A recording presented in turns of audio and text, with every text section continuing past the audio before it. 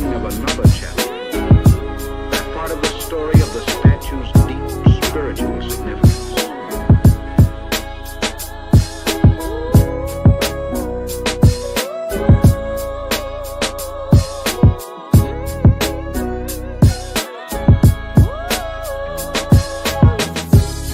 The spirit of Detroit.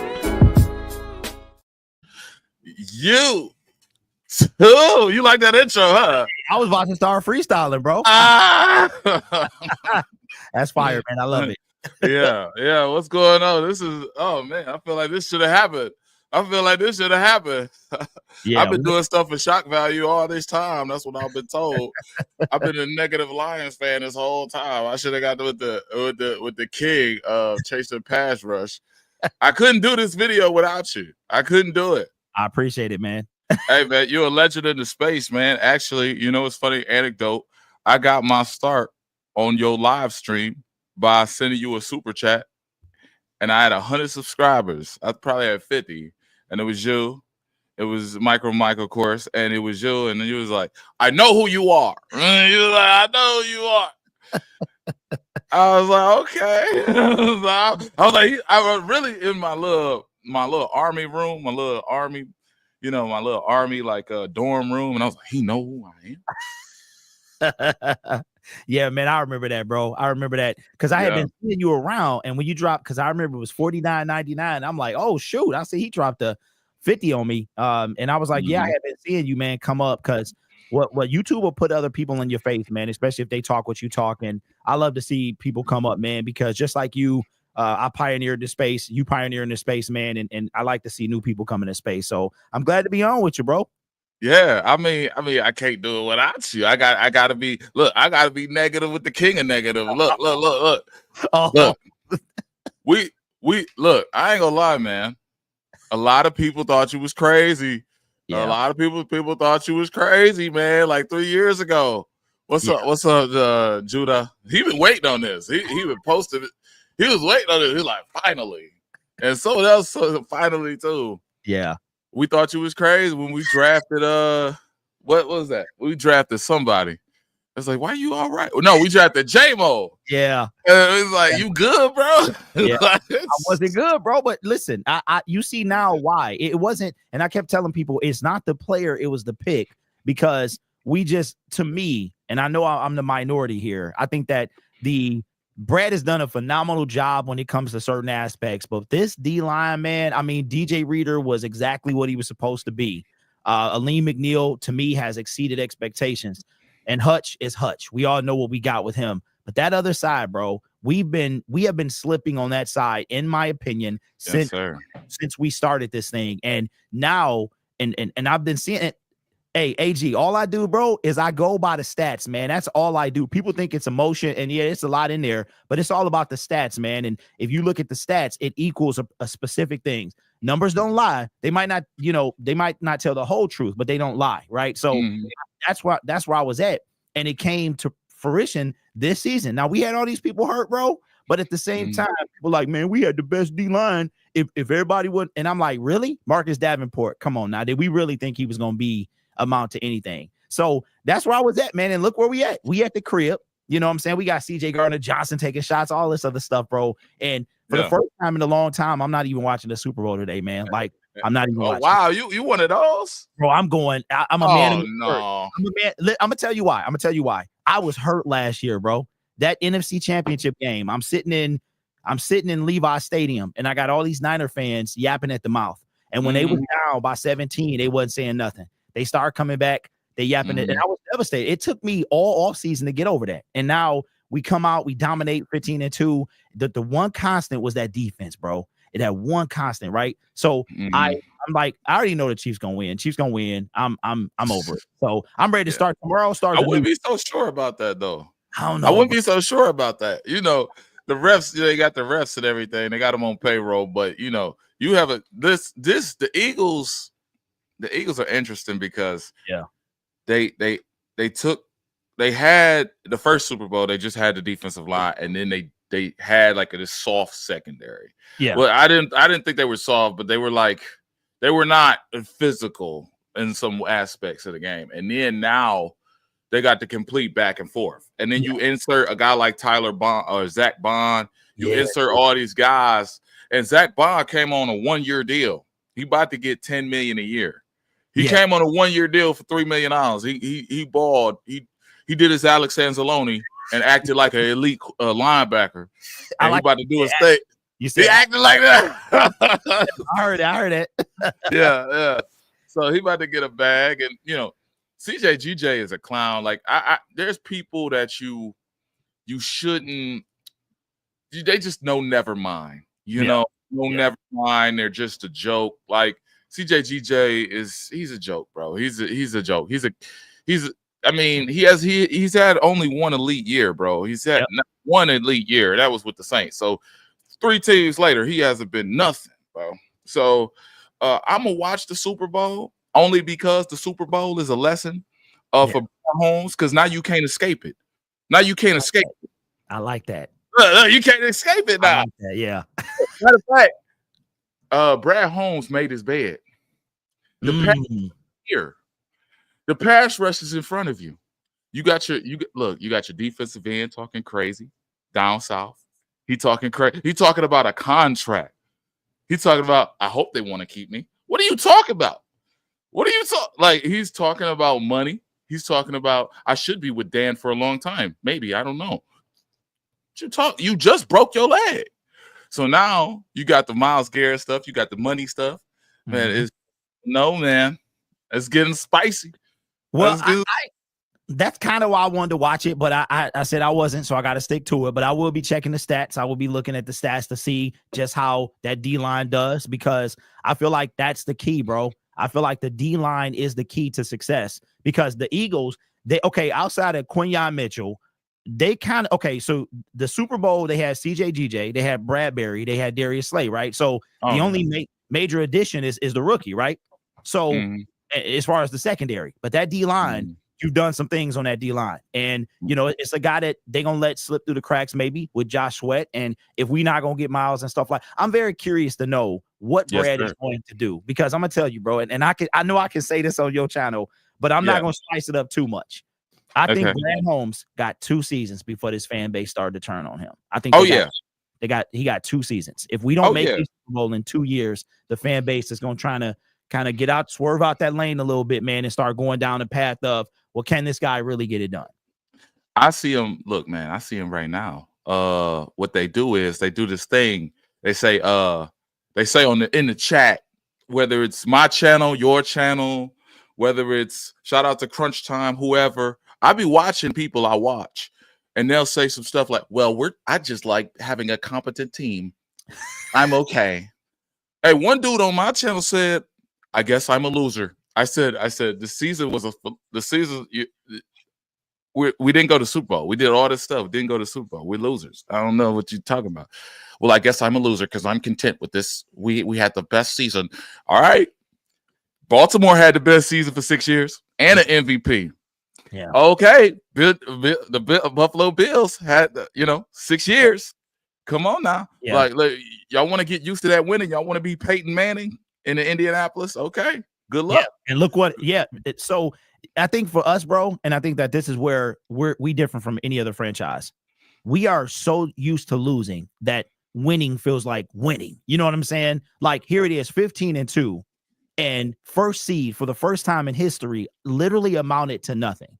It amounted to nothing. And for me, and I respect each fan base, like each type of fan. There you got the fans that they just enjoy the ride. I'm not one of them guys. I'm a win. I like to win. I like to compete and win. Yeah.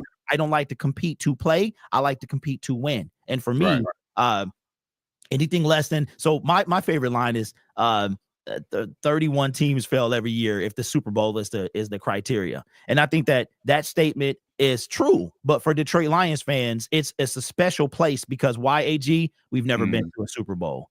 That's the only NFC team to never be to a Super Bowl. So we're in a category with teams that was created 30 years ago. We've been around for 3 times as much as them. So for us, those circumstances don't apply. We need to be one of them teams to make the Super Bowl. Until then, yes, the season's going to be a failure. I would love to win the first time we get there because it's so hard to get back. But if we make it, bro, like if we would have made it this year, that's progress to me. I'm good with that. I'm devastated, but I'm good, right? Because we made progress. We regressed this year, and Lions got. I think fans are getting arrogant super fast. You know what I mean? Yeah. They get spicy, man. Spicy after 2 good years of football. They're getting spicy. So it's gonna be intriguing to see how we do this season. You check this out. They was getting spicy when we signed. They've been getting spicy on my channel for a while. When we look, I said Brad Holmes ain't gonna do nothing. I had a video in 2022. Brad Holmes ain't gonna do nothing in free agency. We got DJ Shark.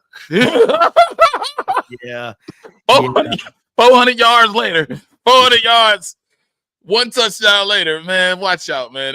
They've been spicy, bro. I've never seen this in my life. And then when I think about it, we are chasing edge rushers, man. How you doing on this Super Bowl Sunday? I know you're gonna watch infomercials tonight. You gonna watch the vacuum cleaner, the TLC. You gonna watch because that's the only thing on besides the. Yeah, I'm pulling out my PlayStation 5, man. I'll be on that for a while. So, yeah. Okay. Yeah. I'm doing well though, man. It's I'm ready for the season. Tomorrow, to me, officially marks the end of the season, even though we still got a month before the new season begins. But I feel kind of refreshed after it's all over. That's why I had to bring you on this channel today, because for me, today the off season starts today. Like you know, the king is crowned. We already know who that gonna be. Yeah. We already know who that gonna be. But I feel like Jalen Hurts got a chance. But the king is crowned, and I feel like, this is the time. This is time for us to chase the edge. This is the time for us to focus in.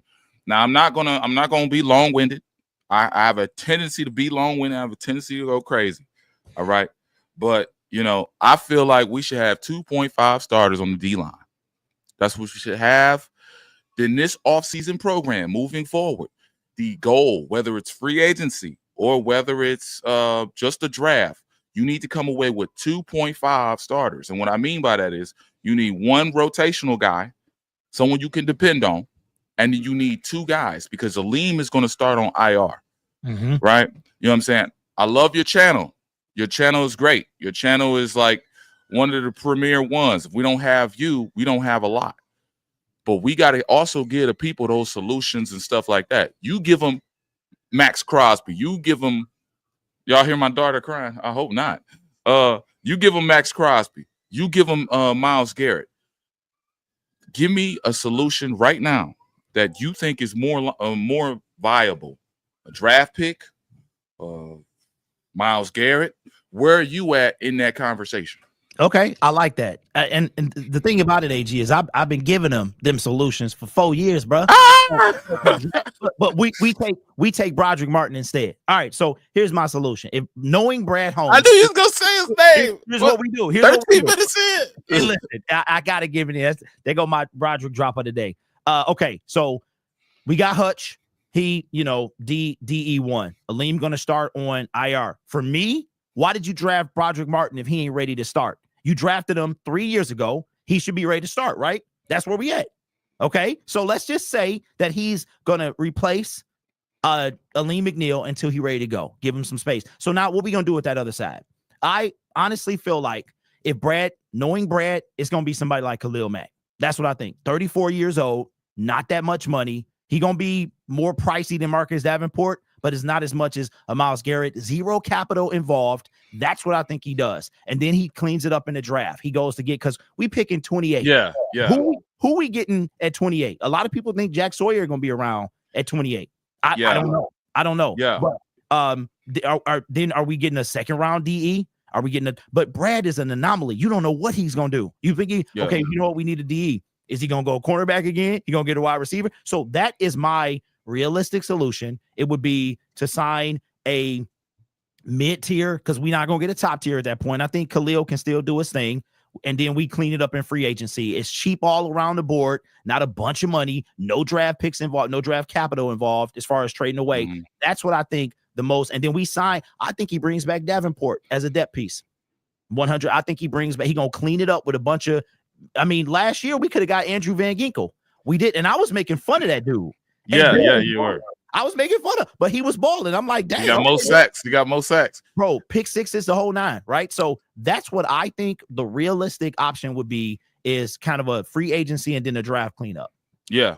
The draft cleanup. So I have a little bit of the same. I have a little bit of the same. I might have to clean up my mock-up here because I did add some things to this recent mock-up, and I feel like these things I'm added is they got out of StreamYard and they kind of like acted crazy. So here's what I'm gonna do for you. I'm gonna go through kind of my little list, my little thing, and I know right now I'm not trying to do anything. We're still fresh into the draft process over here. We're still fresh. We're just gonna throw out some solutions. We've been covering free agency very in depth, but we're gonna throw out some solutions, and I'm gonna just be frank with you, okay? So moving forward, I think that when we look at the 2.5 starter solution, you gotta mix it up. It's gotta. So for me, my favorite D lineman is Ty Robinson right now. Ty Robinson is out of Nebraska. He had 7 sacks. You will not hear people talk about Ty Robinson because he's 6'6", he's 240. He's a former wrestler, but he doesn't wrestle no more. But in high school he did. But Ty Robinson he's one of those players that, and it's this guy right here. It's the guy with the number 9. Yep. Yeah, so Ty Robinson is a low key player. Okay, Jack Sawyer, to me, that's a player that is going to be around in that round, that 28 spot. Okay, Jack Sawyer is going to be there because he's not an elite athlete. He might be an elite athlete to me and you because we on the couch. I got Hennessy and hot wings, man. He might be an elite athlete to us, but essentially, he's an elite athlete. He's not an elite athlete. He doesn't have that bend that all these other guys have. So when you look at Jack Sawyer, he's kind of like he's a little engine that could. Everything about him is very stable. He's not the sexiest player. So when people tell me, oh, well, Jack Sawyer is not that talented. But Jack Sawyer is going to set the edge. He's going to do his job. It's not going to be the sexiest thing, but he's going to do his job. He's going to get more sacks than your current defensive end, Pascal. He's going to get more sacks than that. And then we got to get a defensive tackle that actually knows his way around. And I believe Osa Odighizuwa, this dude has a pressure rate. And all these guys on this board have a pressure rate of over 17%. When you're a defensive end or defensive tackle, you want to have a pressure rate of over 13%. Levi Onwuzurike, let me get big for you. This is how bad it is. I got to tell you how bad it is. Levi Onwuzurike is expected to make $15 million. I just read that on Sports Illustrated. Yes, sir. We did. Yes, sir. Sports Illustrated. I'll shoot you the message. He's expected to make $15 million a year. Sports Illustrated. Yes. Yeah. It ain't no way. It ain't no way. I'm not capping. I showed my audience yesterday. I don't think you are, but hey, I gotta say, whoever wrote that, stop the cap. Stop right now. What are we talking, bro? Okay, continue. That's crazy. Right now, Levi Onwuzurike is ranked as the I want to say 8th among defensive tackles against. No, not 8th. It's 18th. 18th among defensive tackles in the run as well as pressure rate. Now, check this out. Guess what his win rate is in 2024? I got something for you. It's the real concept. It's the heat. I got some. Guess what his win rate is? I can't even tell me. I told you 13 to 17 is where you want to be as a defensive tackle. Yeah. Guess what his, oh, wait. I got a slide. Don't worry. I got a slide for you. It's so crazy. You got to see it for yourself.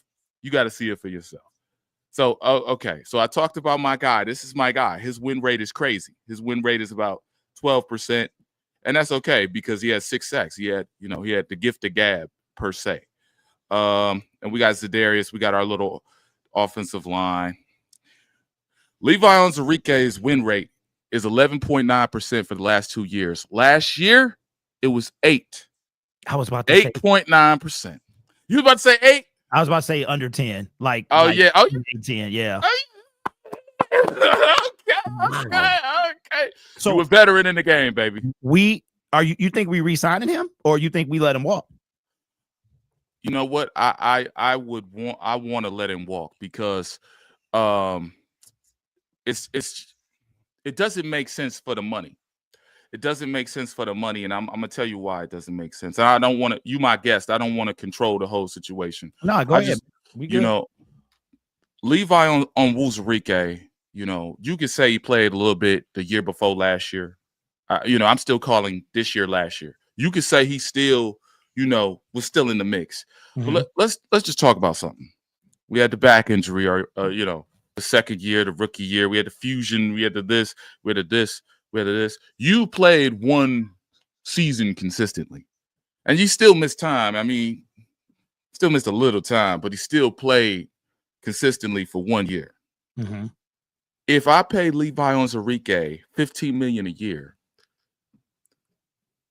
that's the equivalent of $1 million a game, almost, right? Yep, pretty much. I don't think he's worth 15 shekels or 15 Zimbabwe dollars. I don't think he's worth 15 reasons why. I don't know. I really don't. I don't think he's not, bro. He's not the guy, bro. Like in any sense of the word.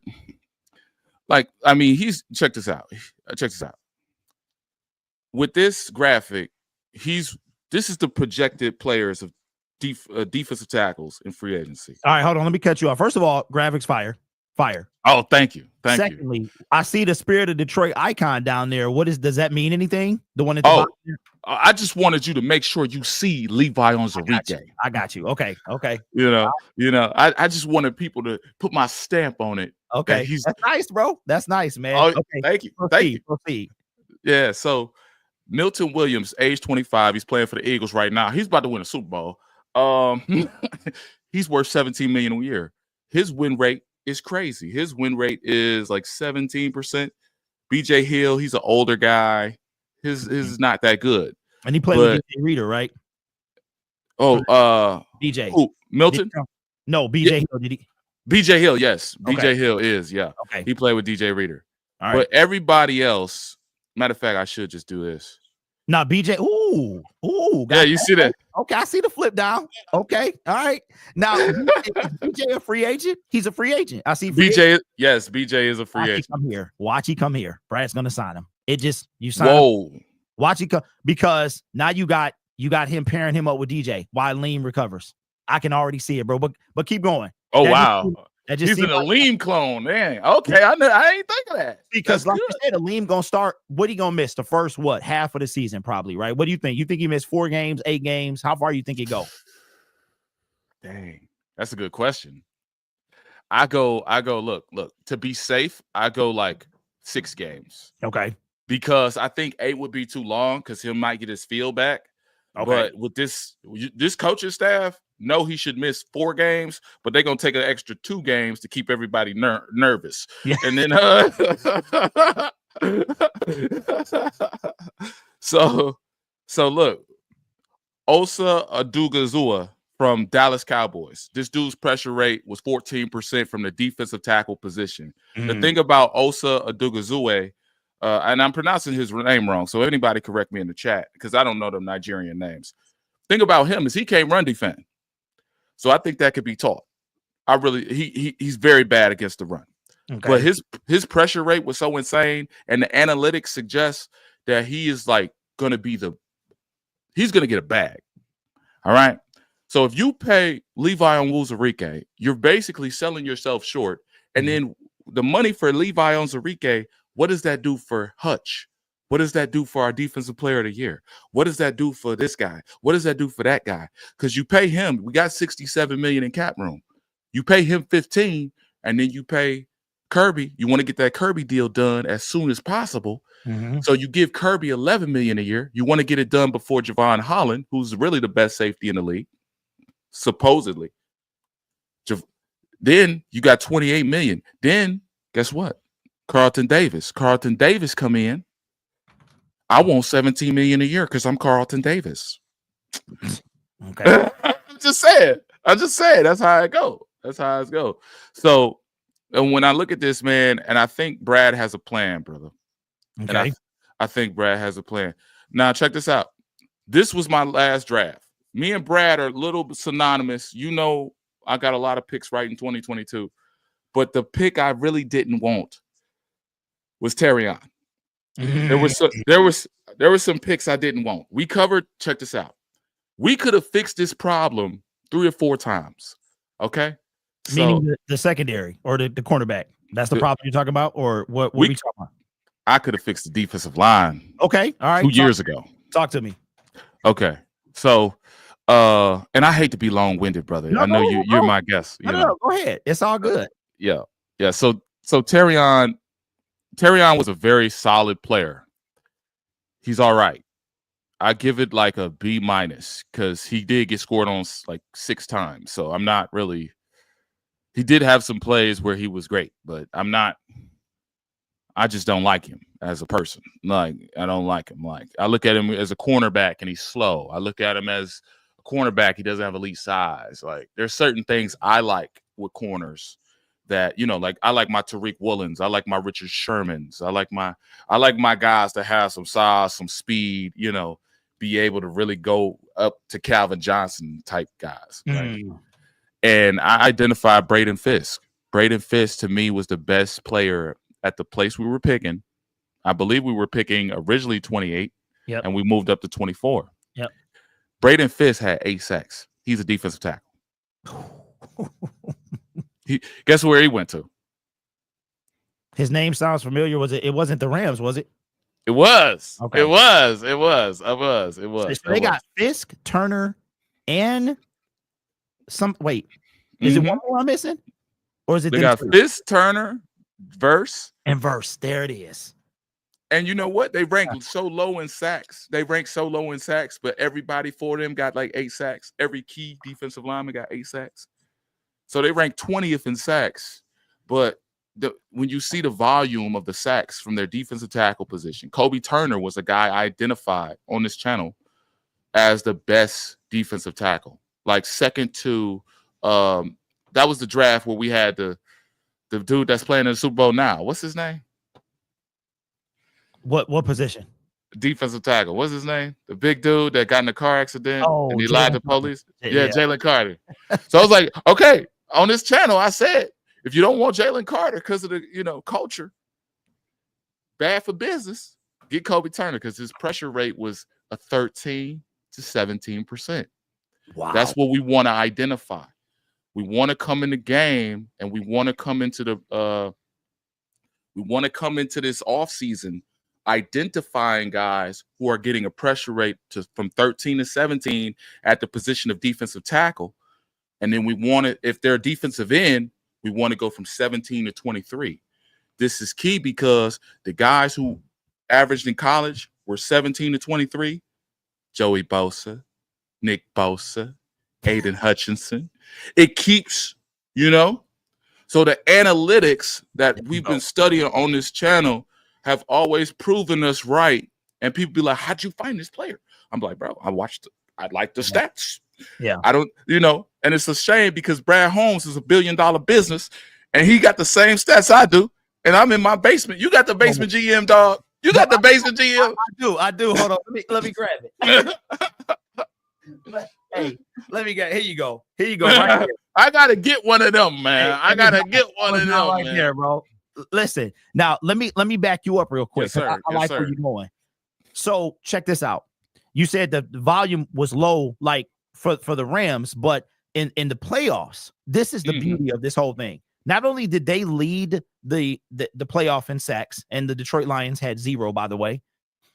The guy that we passed on, hold on, let me finish. The guy that we passed on saved the Eagle season. Jalen Carter saved the Eagle season. Matthew Stafford from the 14 or whatever it was, we all know he would have thrown a touchdown pass. Jalen Carter comes, he's unblockable, really, saves the Eagle season. So you put 2 and 2 together. You got all the guys you mentioned that the Rams picked up, they lead the playoffs in sacks, and the only reason they got sent home early is because of a guy that got a sack, Jalen Carter. So we're talking about dudes that can get to the quarterback, bro. So this is what This is You what put I'm it talking together. about. You put it together. Oh, damn. This is what I be talking about. And you know what, AG? I think what it is to be honest with you, man, there's a lot of people that if you use the stats, like they tell a story. And you just put that whole thing together based off numbers that you saw. Now, occasionally it doesn't work out, but Yeah. you came to those conclusions because of the numbers that you saw. And I had that same question. Why doesn't Brad see it? What are we? Because I need you to do me a favor. Yes, you sir. know, I'm gonna talk about it. Why did we? Can you explain to me why we took Broderick Martin? Just let me know why we took him, because I need to hear that. I think they were just enamored with the body size, and also I think that just having a person of that like large magnitude, if you could get that person in shape, you have like an Albert Hainsworth type of person. But the thing is, that person has to have elite motor. See, I could say that I could go back to my guy. Let me see. I go back to my guy. Okay. How about this? I'm gonna share this on my screen. No, I'm gonna share this. There it is. I'm sure. Like, can you see this now? Yeah. So this guy right here, from Nebraska, again, Ty Robinson has elite motor. He has 7 sacks on the season. You won't hear about him until the draft when he soars up draft boards, because people are going to be like, wait, this is a defensive tackle with elite size, 6'6". He can play all across the line. He has an elite motor. He attacks the football, and we have a nice winning percentage of 12%.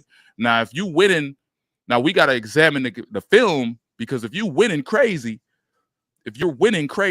and you got 6 sacks, you got 12%, that don't add up. So we got to really examine the film, and that's when the film come into play. So the analytics spotlight the player, and then the interviews and the film separate him. You understand what I'm saying? Yeah, I got you. Whatever they had for Broderick Martin, they seen potential. And that 3rd round is where the Lions keep drafting potential. But this the thing. I'm just like my wife. I don't want no man with potential. I'm just like my wife, okay? I'm not looking for no. You think I would have got my wife if I just had potential? No, absolutely not. Absolutely not. I had to have the stats to combat what I say.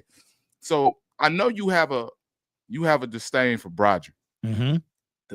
Broderick been good for this channel. Every time I did a field study on Broderick, because nobody knew who he was. That's why, bro. When you made the video, people were literally looking to find him, because everybody said who. So, but here's the thing, though, AG. At the moment, like the defensive line, Brad could have put pieces together. I don't think in 2023 that we were at the point where we could risk drafting a project, and it ain't necessarily the fact that it's Broderick. It's the fact that the Detroit Lions took him in the top 100. They gave up a 4th, 122, 2/5 for a guy drafted in the top 100. Now, when you think of top 100 players, what do you think? Somewhat of an impact, maybe an immediate impact, maybe. You know what I'm saying? But like you said, 3rd round projects, if he was a project, right? All of this stuff. Yes, but Kirby was not a project. Kirby came in and he got a quick jump start. I don't think he was that much of a project. But my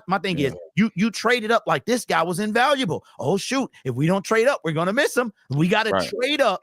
I honestly believe we're talking about 6-7 round pick for B-Mark. I don't think I'm saying, what have I seen? What did anybody see to make you think he was going to go in the top 150, 200? Right. This guy, the sack numbers didn't make sense. And you could say the tackles and everything didn't make sense. But then it's, just him like, what I seen at Western Kentucky for his film, when he was out of the game, the other team could run the ball. Other team could run the ball. That was probably what they seen on film, and I seen on film. Mm-hmm. And it just showed his impact, and they thought that could translate. But Broderick is a big sloppy. He a big sloppy, bro. I like that name. I like that name. So, when you got a guy who's wearing bras. You know, he a big sloppy. Like he's not an Albert Hainsworth. You're putting Albert Hainsworth body on Broderick Martin, and he muffin top. So they gotta do a better job. If you get a 6'6", 240 guy, 280, 300 guy, you got to make sure this guy can run, because Carter ran a 4.6. That was an easy pick. Like, I love Jahmyr Gibbs and everything, but y'all was talking about culture. That's the thing I hated about the Jalen Carter. They kept talking about culture. We got culture. If your culture is so strong, you should be able to take a chance on a dude that now is playing in the Super Bowl. If your culture, I like that. Hey, look, this collaboration took a long time. Because I see what you mean. I've never thought of it like that, bro. You talking about, like, if your culture's so good, you got enough people around somebody that if they culture don't fit your culture, they can assist that person to maybe keep on the straight and narrow. You know what I'm saying? Yes. I like that. That's a good point, man. I like that. So I believe that we could have got Carter at 6. And I think that, okay, let me ask you. You think that the Lions could have maybe still finagled Jahmyr Gibbs at 12? I don't think he makes it to 18. They was going to miss out on either Jack or Gibbs, because Dallas was actually in play. You don't think they would have missed out on Jack? No. Jack, if you had to give me Carter and Gibbs over Gibbs and Jack, I'm taking. I love Jack Campbell. I do. I think, but knowing what we needed, knowing the type of player, and I wasn't a huge fan of the culture of Jalen either. But I'm like, at this point, bro, I'm kind of stepping back and saying it might be more than that. It might be that sometimes you might need a disruptor. You know what I'm saying? But like you said, if you got the right culture around him, it's like, okay, let's bring it in a little bit. Yeah. You know what I'm saying? Stay on the straight and narrow, because you so much of a dog, and you never know. You if you surround yourself with the right people, you can, that would help a lot. So I like that, bro. But I think we miss out on Jack. I still think Brad, if he really wanted Jahmyr, he would have made it happen. But if we drafted Carter at 6 and then Jahmyr at 12, man, I mean, that would have been a dog of a first round. Like, oh yeah, that would have been crazy, because you did what you wanted and then you got what you wanted. There you go. See, Brad be doing this stuff where he won't. This is what he won't. Like, he want the wide receiver. He won't. Check this out. You sign DJ Shark, the speedy deep threat, and then immediately you trade up at pick 12 for a wide receiver. You look. I got something for you. You sign, you gonna love this. You sign CJGJ. I believe they traded up, but no, it was the second round, and they got BB. Yep, they got BB. That's the same player. So you're already moving on from guys. Check this out. I got something for you. He's moving on from guys like a year early from their contracts, and now I've been able to figure it out because it's a pattern. Check this out. Swift has 1 year on his deal left. Oh, we drafted a running back. We didn't need a running back. What are you talking about? Positional deficit? No, he's like, I'm not signing this dude. I'm not. Look. We're gonna trade TJ Hawkinson for whatever pick. Why would we trade TJ Hawkinson? We're working out a contract with him. I'm not paying this clown. I'm gonna sign a dude just like him. Dog. He does this all the time, bro. He does this all the time. And I'm a numbers dude and didn't even peep that. We traded TJ Hawkinson, trade deadline of 2022, draft Sam Laporta. That's crazy. I didn't even peep that, bro. So if you got 1 year, go ahead. Wait a minute. Yeah. Wait. Hendon Hooker going on year 3, right? Yeah.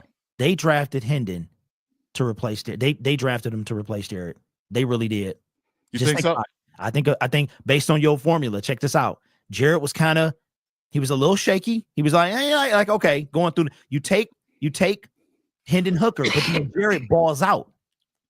It just goes with what you're saying. Like Hendon Hooker, they took Hendon Hooker in Jarrett's year 3, right? Mm-hmm. So then because Jarrett had 4 years on his contract. So they took him and knew that he was going to have to get healthy. And if Jarrett would have stumbled, bro, they wouldn't have signed him. They would have went with Hendon.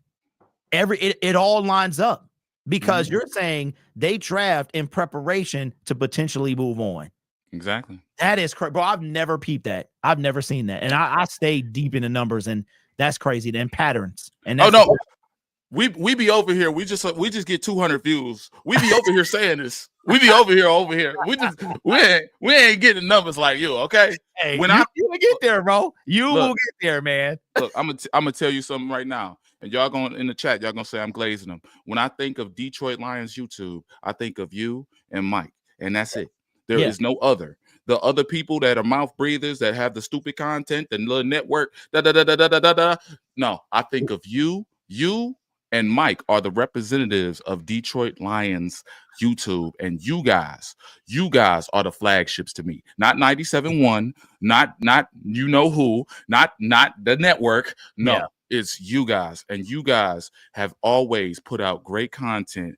Y'all have pushed the pocket forward, whether it was news, rumors, rants, whatever. Y'all have cultivated, built, and made guys like me, Mobby, we all owe you. Luke G owe you. Everybody owe you. So I want to get you your flowers now that you're on the station. Raw Detroit. Like guys, look, I didn't see you at first. My first YouTuber I was watching was Motor City Sports Talk. Yeah, that was my guy. Yeah, that was my guy. That was my guy. Still my guy. I love Motor City. Yeah. But when I found you, and when I found Mike, I knew where that news was coming from. The style. The attention to detail, the this, the that, the quality of work, the videos coming out in the midnight into this. Y'all was hustling at a different rate, different level, and y'all was putting it together. So I gotta respect you. Yeah, I appreciate that, man. And Mike been doing it for a long time too. So he been around for a long time. The space changes so rapidly. So in 2019, 2018, when I was just getting started, it was a different space, man. There was no network. There was no the goofy dudes on the thumbnail, they weren't, it wasn't that time, but the space is kind of condensed so much, you know what I'm saying? And that's all I've wanted to do is inspire. And on top of that, man, nobody really talks about, I think nobody can talk about what like our team like us, you know what I'm saying? And in the national media, the reason I wanted to do this is because they don't give us no love. And when they do, it's extremely biased. And I think that for the most part, most of our creators can stay unbiased. You know what I'm saying? We all want the same thing, but we got to tell it like it is. And that's what we have in this discussion about today. Brad has done a lot, you know what I'm saying? But I think, and people don't want to hear that, AG. People don't want to hear the real. And that's the fact that, you know, everything has a shelf life. And Brad has he has a goal. And you can talk a good talk and everything's going to look good. Because I'm going to tell you what, AG, I think this is the year that Brad Holmes really, that we finally know who he truly is. Because if you look at his fourth draft, only one of those players was an immediate kind of impact, and that was Terrion. Everybody else, Ennis got hurt, so that could have been his situation. But Vaki, Mahogany, Makai Wingo, all of those guys not necessarily made an immediate impact. So kind of what you were saying, drafting for the future. Now we're in year 5. And I think that this kind of shtick is going to get old of what Brad Holmes is doing, because the Detroit Lions fan base is going to require more than just winning. They're going to require progression. And we regress this year in terms of distance in the playoffs, where to me, that 15-2, that home field advantage, bro, literally meant nothing. We could not even win that one game. So it was a moot point. And I think that people are going to start seeing that this year based on what we do. Because what is your expectations? I know it's early, but what are you looking for 2025? 2025. So last year they had a little, they brought it to the forefront. The coach and the you know, the reporters asked the coach, is it Super Bowl or bust? Super Bowl or bust. But for me now, if you acquire Myles Garrett, it's Super Bowl or bust. It's if you fix this pass rusher stuff, because we did a lot of content today. We said 17%. We need a pass rush win rate of 17%. We get 2.5 guys, and you sign a corner because you have this cornerback carousel, because you don't want to address this position because it's a premium position. You might address it in the draft when you find a guy that you really love, but you got to address it. For me, to next year is going to be NFC Championship or bust. There was no reason that the Comanches came in here and defeated you. There's no reason. There's no reason. I know Lions fans that want to say we were injured and all this stuff. The injuries was working when we was 15-2, when y'all was talking that stuff. Yeah. And I really respected you at that point because you had a video and you said you could respect someone that you're superior to. No one was saying that. What were sports? Yeah, we're gonna hurt your quarterback. Yeah, and then throw on a commercial about some pizza or something. Yeah. And guess what? Guess what? We had people on Twitter acting crazy, vicious toward these Commander fans. To do something different, I said, let me work with one of the Commanders people, and I'm gonna respect them, and I'm gonna bring them in, and I'm gonna do a video with him, and we're gonna break bread. I even made sure he had a $40 super chat from me, just to make sure he had love, because we ain't like that. Them people ain't like that. That's why this is called the Spirit of Detroit, not the Spirit of Wilbur Sports. So, anyway,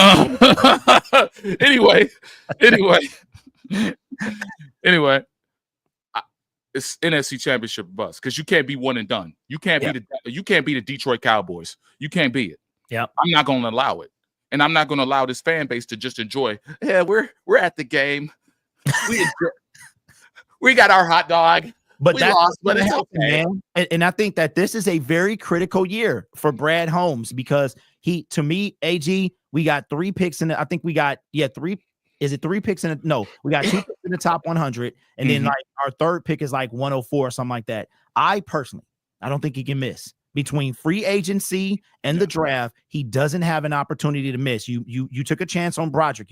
Your chances are over, bro. Because if we regress any further or we meet the same fate we met in 2024, now I think the fan base, because bro, they just coming around with the pass rush. They're like, oh man, would you shut up? Blah blah blah. All you talk about is pass rush, and now they're coming around and they're seeing what I've been seeing for 4 years. And I think that Brad's time this is when it's either going, I don't want to say make or break.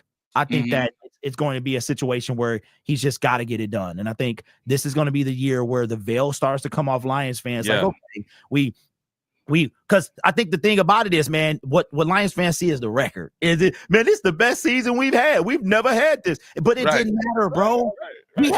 We got one banner. They're gonna put 2024 on the NFC North banner. It's 2023. The only thing we got was another scribble. We got 2024 scribbled on that NFC North championship. That's it. Most seeds make the Super Bowl, bro. I don't think people understand that. Most first seeds make the Super Bowl. We got the first seed and the second seed in the Super Bowl. Should have been Lions and Chiefs, and we all know it. And I think that this year is the year where people are like, okay, Brad, you know where we at? Where we at? So I like that. So NFC Championship. So you're not screaming Super Bowl or bust. You just want to see progression. So you want to see NFC Championship game. It doesn't make sense because you have all the pieces, and they keep telling me about we were injured. You should beat the Comanches. There's no way the team would first and foremost, I'm gonna tell you something, man. I think Brad has got a secret plan. I gotta really get to this. There's 2 things I gotta get to. 3, housekeeping, right? Shout out to Dosa Dion, one of the GOATs as well. I think someone in the chat said you gotta shout out Dosa Dion because he's one of the GOATs. We glaze Dosa Dion all the time, every week on Saturday at 2 p.m. Okay, when I go live, Saturday at 2 p.m. every day. So we make sure that everybody knows he dropped a video. We make sure that everybody knows that his scout is second to none. Well, second to me, because I'm sorry. I'm sorry. Look, go ahead. Dion been around for a long time. That dude was 17, 18, making content.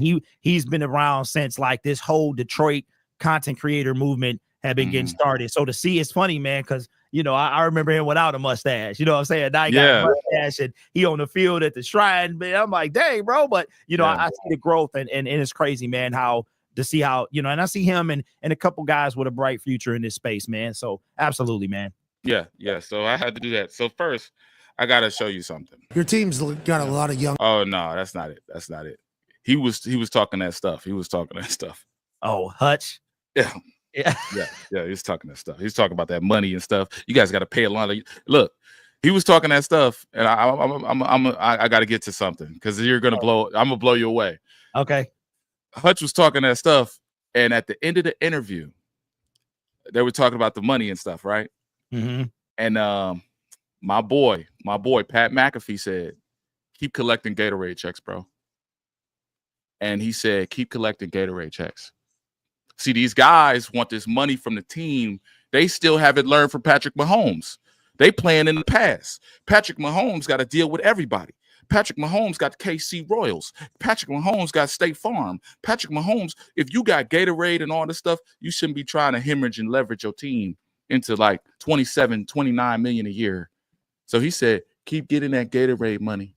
You want a good team with good culture. He's dropping him a nugget. Football money ain't the same as sponsorship money. I seen you on State Farm. I seen you on Gatorade. You got the money, Hutch. Stop acting like you need a deal right now. Oh, snap. Oh, yeah, there we go. Stop. You there? You there? Yeah, I'm here. Yeah. Yeah. So I think, go ahead. What you felt from Hutch? You kind of felt he might have been kind of insinuating maybe a little bit about a new deal? I was watching that whole interview. He was like, yeah, I should be with, he said this first. Said, yeah, I should be with Campbell for a long time, you know. I mean, if they want me, if they resign me, he's dropped these little nuggets like a little girl with the little, you know. So he dropped these little nuggets. So this is what I got for you. I think Buddy has a secret plan. It's the real content right here. So I'm gonna add this to the stage, and we're gonna break this down. I think Brad has a secret plan, and that Brad's secret plan is he's gonna let these people walk. He's gonna let them walk. He's gonna let them sign. He's gonna let them do what they do. Derek Barnes, you want to go to the Jets, get $10 million a year? I seen Derek is due for $10 million a year at linebacker. Can you believe that? I cannot. That's ridiculous. Carlton Davis, he's due for $17 million. Well, you're 30 years old. I guess it's the year of the rat, so you need to be going. Okay, get your cheese somewhere else. Yeah, you like that. You like that. Yeah. Levi on Wuzarike. Remember that article I told you I saw? Mm-hmm. That was from Indianapolis saying they got to build up their trenches. They're willing to pay him $15 million. Go ahead, make 15 shekels. Okay, go over there. I trade you for a cheese sandwich and a pack of Marlboros. All right. I'm just saying. If he Melifonwu, hey, look, you want to be a starting safety somewhere? You know. Go to the Dolphins because they're not going to keep Javon Holland. They can't afford him. So go over there, boom. But this is the play. See, if we lose our guys, this is what happens. We start losing a lot of people, and we don't re-sign these clowns. This is what happens. Compensatory picks. See, yeah.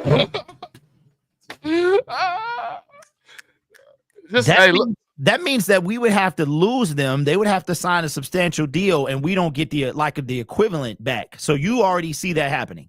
Oh, I see it happening because the free agents that we got, all of them bums, Kaminsky and all them dudes. They not real dudes. They not, keys. And then our guys that are key players, they're Carlton Davises, they're replaceable. At the end of the day, a lot of people, especially on the defensive side, if you're not Hutch, Anzalone, BB, Kirby, Aleem, you're almost like a role player. Mm-hmm. You're not really a star potential. That's why he avoids star cornerbacks.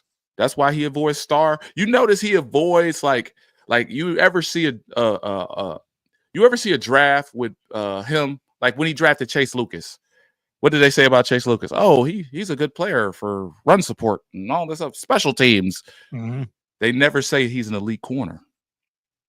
They never say Terrion's an elite corner. Bill Belichick sat in Detroit, sitting up there proud on ESPN. Yeah, he doesn't have elite traits and he doesn't have this. Well, he's our guy. He's Terrion. He's the king. No, bro.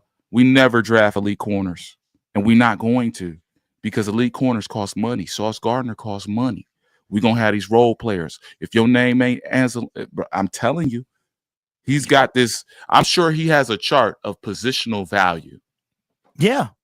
But it's his chart. You're 100% right, because if you look at and that's my problem on the D line, because we I mean, I don't know, man. It's hard for me. I think I think Aleem has played himself into, I wouldn't call him elite, but I would give him like the step below that, like a real solid player. I think we saw what elite edge rusher looked like. Hayden Hutchinson was on defensive player of the year, hands down. Like he was on that trajectory. And I think that you're right. And I think that you have, because I think Jalen Carter is on the way to elite, right? Like is by the time his rookie contract is over, he gonna get a bag. That's just it. And go ahead, continue. Oh yeah, but check this out. When he draft offensive players, they have elite speed, they have elite catching ability, they have elite. Sewell has elite blocking ability. You notice that when he drafts offensive players, they're always elite. And this is why I be telling the people, bro.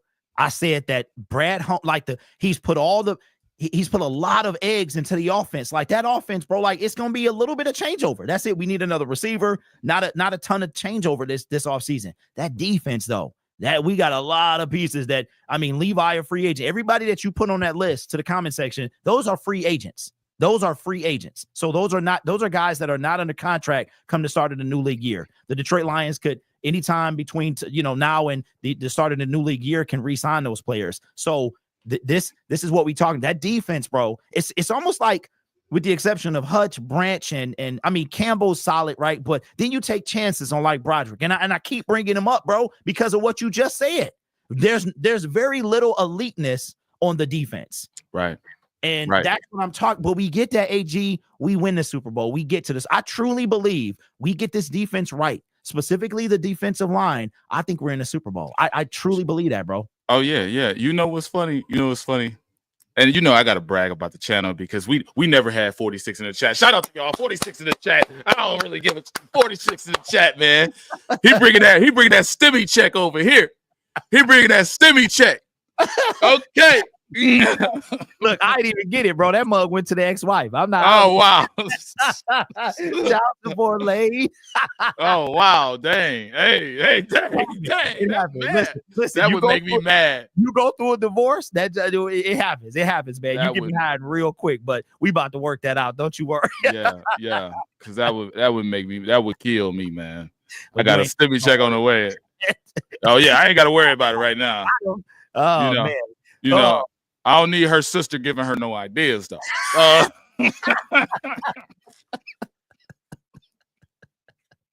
Oh man. He ain't nothing. He be talking about football all the time.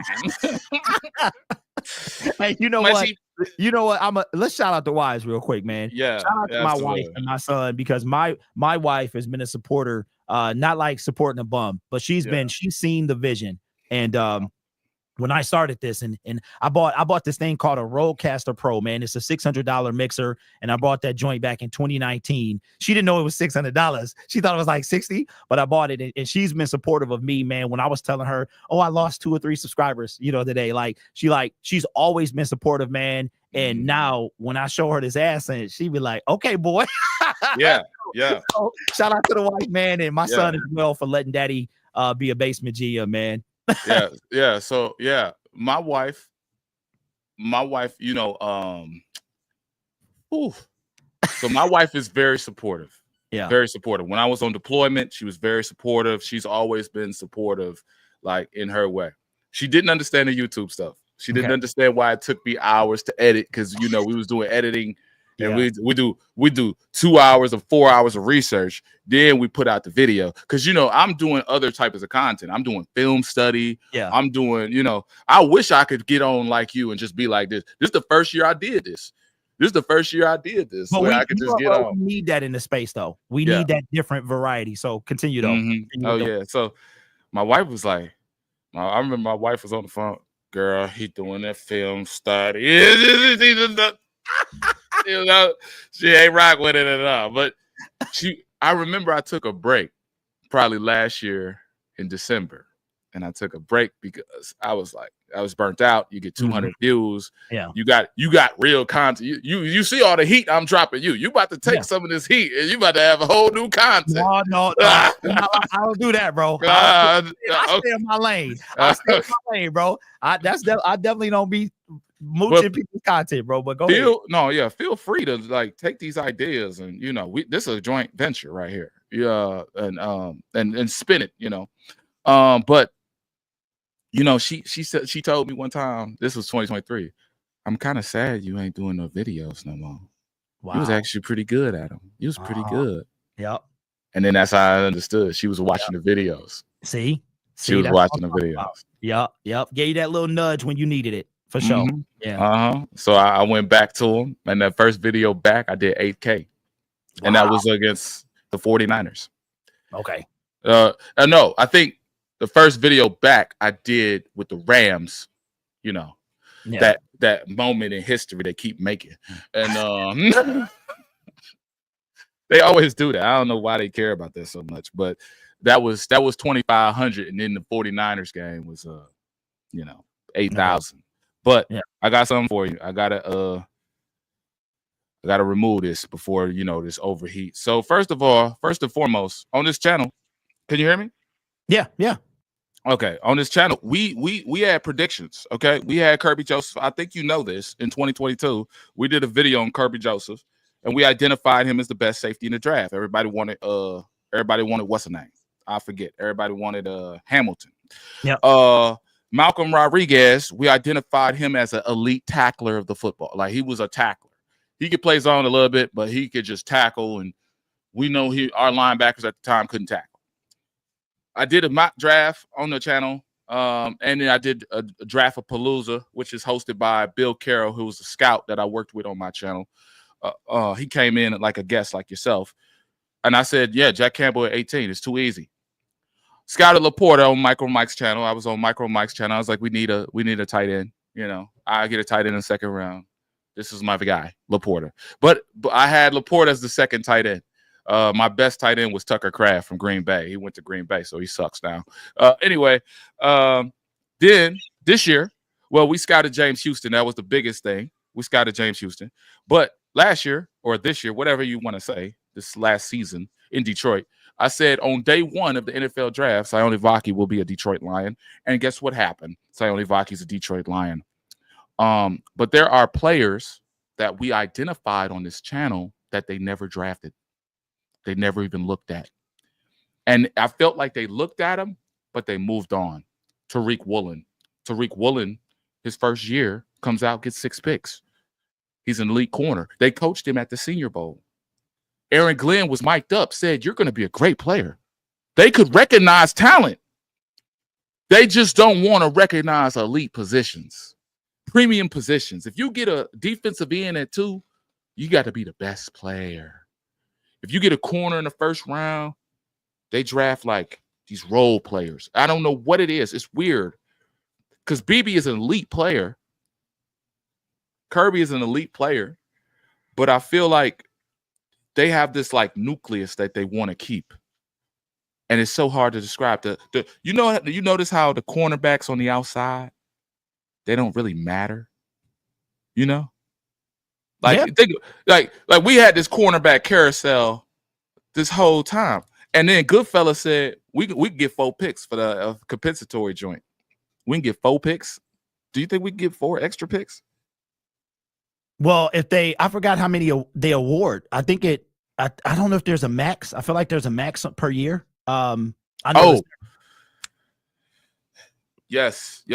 It's 4 players max. So if 4 players sign a significant contract and you don't bring in nobody, you can get 4 picks maybe. I gotta go back. Yeah, I gotta. But we already got we got 1 for AG this year, 1 for AG next year. So if that is true, then we would have 3. That they would come next year. They would come in 2026, right? Those comp picks. They would come next year. Yeah, we don't get them this year. It's too late. Mm. Yeah, we get them the year. Because remember, Kenny Galladay signed that deal, and then I feel like we got a comp pick the next season. I could be mistaken, but I don't know, bro. I know what they say they're worth. I don't see them dudes getting the bag though. Like not all of them, maybe a couple, but I do see Brad Holmes not signing an equivalent. I see that. You know what I'm saying? Yeah. So I just want to say, feel free to brainstorm this with your audience because this was something I stumbled on this morning, and I work midnight shifts, so I'll be out of my brain. Okay, I don't mean. Yeah, I can imagine. Yeah. So I'm like, wait, if we lose all these players that are bums, and they sign, 4 of them signed good contracts, I just knew it was a compensatory play. But what does that mean for the people we sign? If we sign people and we get comp picks for bums, then what does that mean about the people we sign? Because that means there wasn't an offset. That means that the people who signed was got a better contract than the people that we signed. You know what? You know what? That's a Brad Holmes trait because he don't like free agency. Hey, that's facts. That is fact. And I think now, bro, we at the point where he cannot miss between free agency and like I said, you got all this stuff. You had today, Micah Parsons might be available, right? These guys going to require a bunch of money, and we're not going to be able to pay. And that's the thing when I talk about Myles Garrett, I think that it's risky. I think it's the likelihood is very low to me. But people keep focusing on the fact that he wants to get paid, and he's never said that. He has never said that he wants to get paid. He said he wants to win. Myles Garrett. So I'm like, but now you're at when it comes to Brad Holmes. I think Brad Holmes, and I'm gonna be real with you, bro. I think he's stressed out this year. I think if you look at the press conference, his voice was extremely shaky. I think he kept using the word humbled 3 or 4 times throughout his 30-minute broadcast. We get to the point now where he knows that he talks about his no window, but we all know that's not true. That there is a window, and Brad Holmes he cannot allow that window to shut, because you know why? Somebody else will come in and open that joint right back up off the foundation that Brad and Dan have built. If we get to the point that guy cannot take us over the hump, I believe that Sheila will find somebody who will eventually. It might not be right away because they got extended, but I think eventually she gonna find. I don't think she's not like her mother. She's not like her dad. I think she's willing to move. Her dad, what did he do, bro? Yeah. Matt Goldman, can't get rid of people. What happened? Firestone loved Jim Caldwell. She loved Jim Caldwell, but she was kind of forced to move on from him. Sheila came out, backed up Brad and Dan, but that was 3 years ago. When we get to year 5 and 6, we're going into year 5, bro. When we get to year 6 and 7, and the next 49ers, if that, we might have to have a conversation. But if we're not the next 49ers, not 2 Super Bowls in 5 years, where are we at then? You got to start asking yourself the tough questions. You know what I'm saying? So, I mean, just like go ahead. Steelers fans, man, they about tired of Tomlin. They about tired of Tomlin, bro. And I was gonna say that. I wasn't gonna say the Steelers precisely, but I was gonna say, and I hope I didn't make you angry or anything. I didn't offend you in this. Oh, for what? Oh, okay. I don't know. I don't know. I don't know what the internet thinks I am, bro. Like, I'm just some Charmin Pillsbury dough. What are we talking about, bro? No. I'm just like, I hope I don't flip out and be acting like I know it all, because some people take that on the internet like, this guy thinks he knows it all with his little green screen. I got that comment this morning, and I was just like, all right, cool, bro. Cool, bro. My conspiracy theories have, transferred to the NFL. So this fan base is split to me, because I seen shout out to Lions Talk Live, I seen on his channel this morning that there are fans that are content with winning and never winning a Super Bowl. That's crazy to me. That's crazy. Why are we watching? Why are they? I don't. That's the ultimate goal.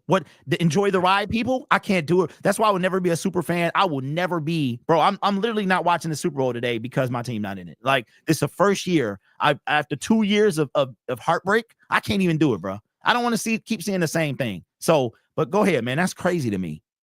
What the hell y'all talking about, bro? Y'all gotta chill, bro. What y'all be talking, bro? Y'all be talking.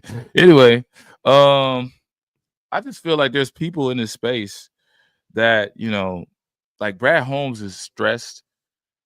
That's a space. I mean, people in his face that are saying stuff and he go the opposite way, but he got to deal with what he go. He got to deal with the consequences now. So like you said, you got 2 years before you deal with the consequences. But if he don't do Myles Garrett, and if he don't do Crosby, and if he don't do, and they keep having the same issues. Now, pass rush was down this year because I believe we had what 30. I know you know the numbers off rough rip. We had 38 sacks, but I think who had 42 sacks and they was like sixth in the league. I think it was the 49ers. Maybe they had okay. Like one of those teams had 42 sacks. I was like, dang, 42. That's the sixth in the league. Oh. But the more this becomes a problem, it becomes very evident. You just lose. You add another tick, tick, tick, tick, tick, tick, tick, tick, tick, tick, tick, and I don't think these fans can handle that. And I know they can handle it now because it's all sunshine and rainbows. But guess what? You're gonna have by the time Jahmyr Gibbs get paid, it's gonna be $15 million a year for a running back. Bro, yep. By the time Jack's contract is, he's gonna be looking at $10 million. Do you move on from Anzalone? You like Anzalone? He's one of the guys. But you gotta pay Hutch. And you got the defensive player of the year in Kirby Joseph, and now you know, so $28 million. If you do the Kirby deal, if you do this deal now, or do this deal with the cornerback, that's $28 million. And then you do this and this and this, and then tick tick tick tick tick tick tick tick tick tick tick tick all the while. And guess what? Kirby can get an endorsement deal tomorrow. Kobe could be with the rappers and all that stuff he do, all that stuff he do tomorrow. And guess what? It won't change him as a player. Mm-hmm. Those players do not get better. They stay the same. You're just paying a market value for their production. That's something Lions fans can't live with. You see what they did to Sue? We shouldn't pay Sue $10 million. Yep. He was getting 10 sacks a year. Mm-hmm. You never got that.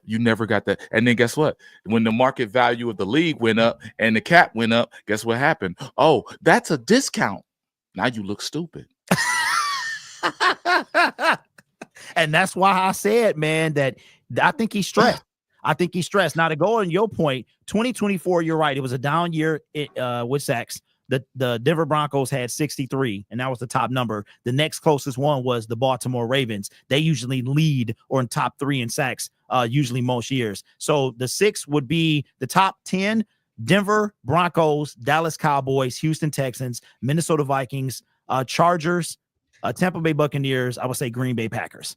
And I would say the majority of those teams got a better. Yeah. Damn. Yeah, we were. Baby. Cooking with grease. We had 37. So I was wrong. We had 37. Under were the San Francisco 49ers, Cincinnati Bengals, Indianapolis Colts. And the Cincinnati Bengals D-line was atrocious. Like, they lost DJ Reader, and Trey Hendrickson was like their best player on defense. Right. So, yeah. And I'm not even going to cap. One of their players that they paid, he fell off a cliff. Hubbard, the defensive end, 94. Yeah, Sam Hubbard fell off a cliff. He went from getting 8 sacks a year. Now he's injured every half the year. You ain't playing. See, that's another thing. You paying dudes market value and you don't get the equivalent back. Yeah. Aaron Rodgers. You just seen the deal. Look, and we're gonna move on from Aaron Rodgers. And pretty soon we're gonna move on from Devontae, because the money it don't make sense. 1,000-yard receiver, and I gotta deal with all this hoopla and all this stuff. I'm just paying you market value. So Brad Holmes has to hit on the draft now. You can't start drafting. You can't pass up Myles Garrett and not hit on the draft. Yep. And if you do pass up Myles Garrett, tick, tick, tick, tick, tick, tick, tick, tick, tick, tick, tick, tick, yep. tick. Y'all better start going, because you need an elite defense and elite quarterback. Jared Goff has proved he's elite at times. Jared Goff has proved he's elite 90% of the time. And there's this 10% of the time where he's Jared Goofball. It used to be 50-50. Now it's 10. So he's got it down. I'm not. Hey, look, I ain't capping. Look. And this is why, bro, the Lions picks, and I don't know if they're all the same. You probably know better than me. I don't know if we still got the DeAndre Swift pick in the 4th round. Lions got We don't. So that's gone. So that we don't have a 4th round pick is what that means. I got it for you right here, bro. I'm gonna share my screen, but okay. I hope I don't freeze you out. And I'm trying to get you. I'm cooking with grease. I don't know if you have anything to do, but I'm trying to like make sure I respect your time as well as let me see. Open. I got an Excel sheet. Okay. You said what you looking for? Well, no, I'm just saying, if you look at the Lions draft picks, but I don't know if these are accurate. According to Tankathon, we got 3 7th round picks, But I think Tankathon be off, man. Because somebody said that we traded the DeAndre Swift pick for something else. But the point is that Brad, between free agency and the draft, he's got to hit. He has to have much more hits than misses. You know what I'm saying? Because these 7th round picks, they don't work out. They're not really expected to, but we got 3 of them. We have no 5th round pick.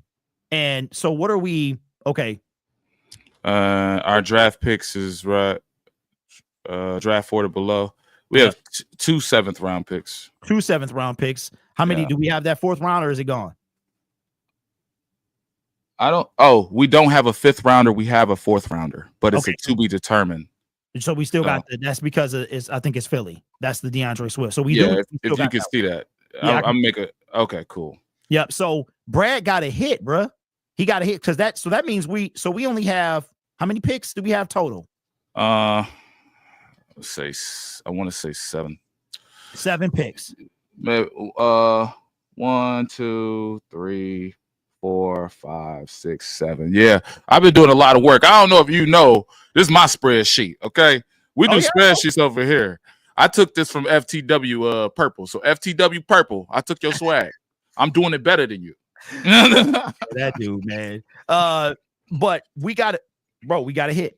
We got to hit. Yeah, we got to hit more than we miss. Because Chase Lucas, Jamar Jefferson, those guys gone. James Houston gone. So now, and I keep telling people that this is the most turnover in that I think the Detroit Lions are going to see since Dan and Brad got here. And minus that 2021 season where it was just a bunch of role player scrub dudes, Deshaun Elliott, who, by the way, Deshaun Elliott leaves Detroit. He been on Miami and now with the Steelers, man, kind of doing his thing. But so shout out to those guys, Kadero Hodge, those guys. I mean, but year one was tough. But since that, bro, this is going to be the biggest turnover between free agency and draft picks. We already saw Chase Lucas gone, right? James Houston gone. Jamar Jefferson is gone. You think Jamar Jefferson's gone? Bro, he's not on the team. He's not on the team. I thought he was on the team still. No. He was we didn't sign him to he was on the practice squad. We didn't sign him to a future reserve deal, and he's at the end of his rookie contract. Oh wow. He was our first 7th round pick. It was him. Then it was Chase Lucas was in 2022. Oh, that was a waste. Yeah. But a 7th. And then Antoine Green, another 7th round pick. None of the 7th round picks have worked out. So I don't expect them to be anything. I got something for you. So the Chase Lucas pick. So the Chase Lucas joint was I'm gonna say this. The defensive coordinator, Aaron Glenn, at the time, you notice a trend with the corners that he draft. Like, he's gotten guys who had, they had solid hips. They run support. They make tackles. They versatility, inside, outside, safety, corner. Like, he never gets an elite corner. Never. And in his system, he needs his corners to not care about man defense. They need to care about run support. That's their primary that's why Terrion, breaking down and crashing down on the run and the 4th and 2 to give, Anyway, that's why that's so crazy to me, is because why are we going into another draft where we need the same things? You moved on from Jamar Jefferson. That's Jamar Jefferson. That's good because you had 4 or 5 running backs on the roster. So that's good that you moved on. And you moved on early again. Drafted Sione Vaki before. Yep. There you go. My point is, these cornerbacks, why can't you sign 2 of them? Why can't you just get a cornerback that you can trust, like a Will Johnson? Why can't you just get a guy like a Sauce Gardner in the draft so you don't have to do this no more? Where you don't have to have this this carousel, because you do this like I didn't even know Jamar Jefferson was gone. I didn't know all them players was gone. Yeah, it's just sickening, man. It's sickening, man. And when you think about it, I'm like, you're choosing to do this. You're kicking the can down the road, and you're ignoring Myles Garrett, and you're ignoring this and that. This is what you can't ignore.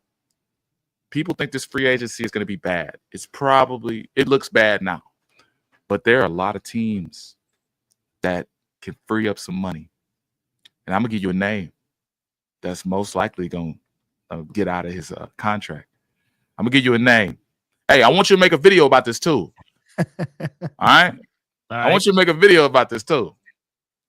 So, I hope I'm making sense. Did I make sense just now? Yeah. Okay, because I be on the stream of consciousness. I be talking way too much. Oh yeah. Hey bro, you don't want Paulson Adebo. He doesn't have long speed and he's too handsy. He was the most penalized player for 6 weeks before he got hurt. Yes, he only gave up 1 touchdown, but the last 2 years he's been beat like a drum. You don't want Paulson Adebo. I guarantee you. But I will say you do want a Saint, and that Saint is Jesus Christ. His name escapes me. And it's the dude you talking about? Cameron Jordan. Wow. Cameron Jordan. Right now, the Saints is $27 million in cap, a cap hell, if you will, under the cap.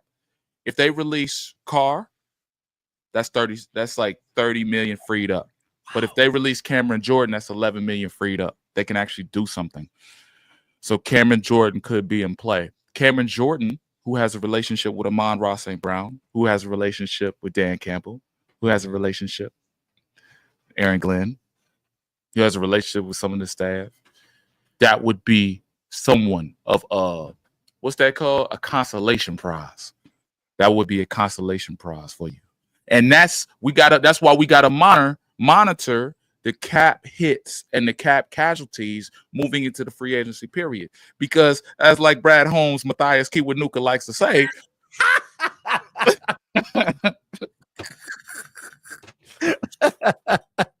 I love when you do that shit. I really do. I love it. I love when you do that. That's so crazy. I'll be like, Brad Holmes, Matthias Kiwanuka Johnson.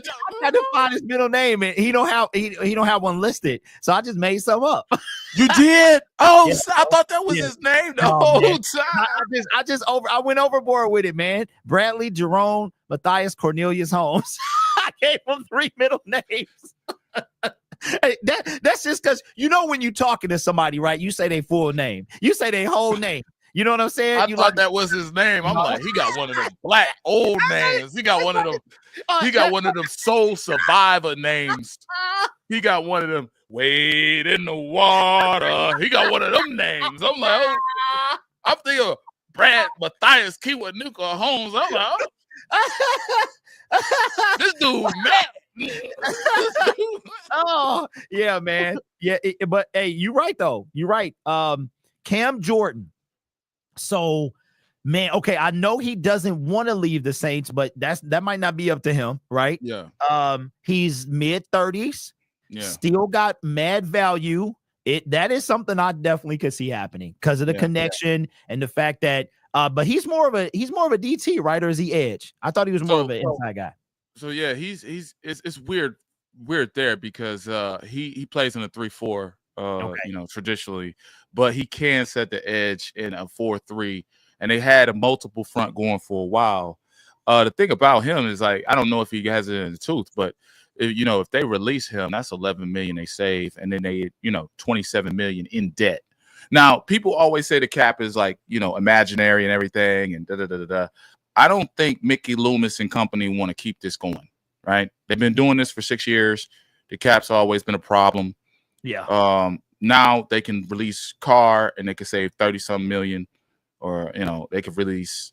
I don't know the numbers offhand. I have a whole sheet. Can I present that to you, or nah? You gotta go. Okay, I just want to present it so I get the numbers right, because I don't like just saying shit. I got to keep my journalistic integrity. You know what I'm saying? I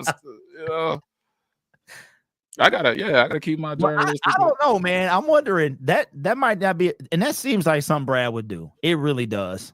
That in the it does. Brad, like we said, man, he been kind of, he likes to take, in my opinion, like the safe route. You know what I'm saying? It's not too risky. Sometimes it might be too safe. Yeah, it might be too safe, and that's King Brad though. Matter of fact, King Brad. Look, Bargain Bin Brad, King Brad. We call King Brad a lot of stuff on this channel, man. Be careful, man. They'll come for you, bro. They will come. Don't talk about the man that is named Brad Holmes. Oh yeah, look, if you talk about golf, or if you talk about golf, or you talk about Brad, that's like their king and their god. That's like their king and their god. Not no more, bro. Not after that performance in the playoffs. You don't think so? No, it's a lot of people that I think if you had to, because like if you notice, bro, there have been 0 reports of Jared Goff chants. Those have died. They're ever since the playoffs. You have not seen a post anywhere. And last offseason, that was still going on. It was post after post after post. Okay. We'll be looking at here. Yeah. So this is the cap casualty list. And then I have my top 32 top cap casualties that I'm looking at. I could email that over to you. Hold on, wait. Hold the phone. You got on the Lions, Smith and DJ Reader? Zadarius Smith. No, these are like people that could be released and we can get money. This is just a cap casualty. Like, who could be a cap casualty? This is not like these guys need to be cut today. Do you think that they cut either one or both of them guys? Oh no, I think they stay because they the fan base already don't get 42 sacks a year. We already don't get it. So both of these guys stay. I think DJ Reader, what they're gonna do is they probably gonna draft somebody who's just like him. They're gonna draft a DT that has the same skill set, and they're gonna move on. He's gonna train that person. They're gonna move on. So prepare to see a DJ Reader defensive tackle pop up. And well, it would make sense because he only got 1 more year on his contract. He only signed a 2-year deal. Exactly. So the Myles Garrett, they stand to make $26 million if they move him. So the Browns have to move him. Who was I talking about earlier? Oh, you see the work we be doing, right? Well, this mad work. I don't even know how to do these, bro. I had to look it up. You got the color codes and everything. Yeah, I had to go to PFF, look it up. I had to watch the NFL YouTubers, guys, like the guys who report on the NFL, put those guys in. Then I had to make sure those guys was right. Then I had to watch articles to make sure all the information was good, because you can't just put Larry Ogunjobi because you heard some YouTuber say it. No, you gotta look. You gotta do all the time, man. You gotta at least look some stuff up. Right. So Darius Slay could be a cap casualty. They stand to make $13 million, 13.7 if they release him.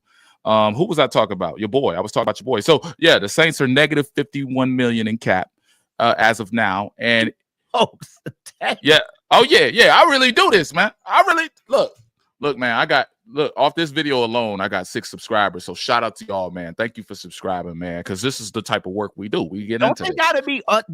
So that means that they're over the cap, right? They're over the cap. Yeah, they're over the cap. They gotta be above the cap by like a certain point in the new league. Exactly. And what they check this out. I even got it here. This is the Saint trick. All right, this is what the Saints been doing. They've been kicking the can down the road, and I had to research how they've been doing this, because the cap, Woolworth Sports will tell you the cap is imaginary. Yeah, imaginary, and we don't have no context to what's going on. So I said, how do they do this?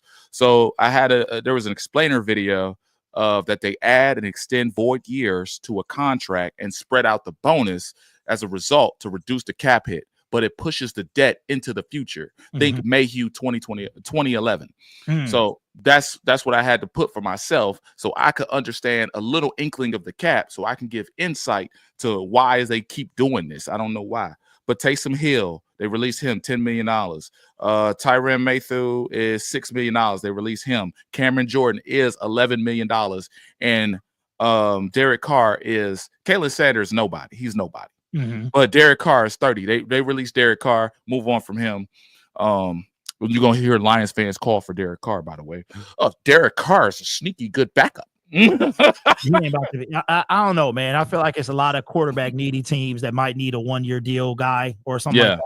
So, yeah, you probably right. I know you ain't gonna make that video. It's gonna be the. Listen, the only reason I make a lot of these videos, bro, is because people ask me about it. So it's like, if I'm gonna talk about it, make these videos, because somebody gonna ask me about it, and that's usually. But Derek Carr makes 0 sense for the Detroit Lions, like real talk. So yeah.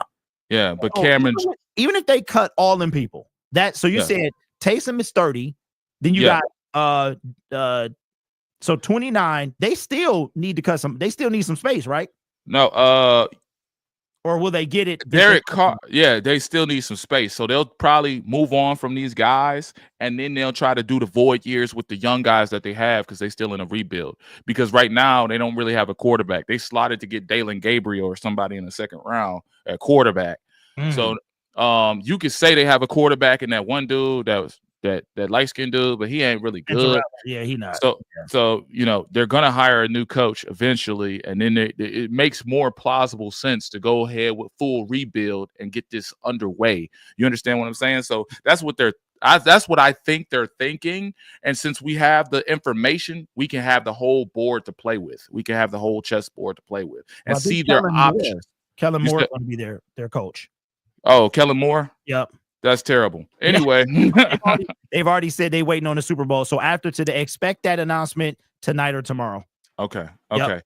The Packers could move on from Jair Alexander. He's due to make $17 million a year. If they cut him before June 1st, they will save $17 million. So that's someone to look out for. A cornerback that's going to be the same market price. So what the cap casualty does, and we explain this on the channel all the time, but since we have the people here, I'm going to explain it again. What the cap casualties does is it kind of bolsters the free agent market, right? So when we have a free agent market that has DJ Reed and Carlton Davis and Shavarius Ward as the go-to cornerbacks, then teams like the Cowboys and teams like the Dolphins, they want to get under the cap. Teams like the Rams actually don't need to get rid of Cooper Kupp, but he's due for like $56 million in 2 years. You're not going to pay that. He's due for $29 million this year and the next year. That's ridiculous. So teams can move on from players, and when they move on from these players, they actually get a return on their investment money, and they can put that money in other assets that they're missing. So this is why I made a cap casualty watch list, because one, it helps the teams, and two, it bolsters free agency, and then that's where we get the free agency frenzy. And I had to do this because if I don't have this information, I can't properly, adequately tell you the information going on, in free agency. All I can say is I'm just gonna trust Brad. I'm not about to be over here. I trust Brad. like what? Yeah, you know what, man? I think obviously those people exist, and I think that you got everything here. And man, this is some good information, bro. Like this is some deep dive, good information. I would definitely flip. I don't know if did you do a video about this? You did a video. I did. So yeah, lately I've been doing hour videos to break down the cap, and then to break down like free agency and stuff. So I've been doing. There's a lot of content in there. There's a couple rants too, because I'm so sick of it. I trust Brad. I'm so sick of them girls. I call them Barbies. I call them Brad's Barbies. I'm so done with them. I just can't win with them. Can't live with them. Don't want them. Check this out. My wife told me, I feel so safe with you sometimes. I just don't be thinking about nothing. I'm like a Barbie.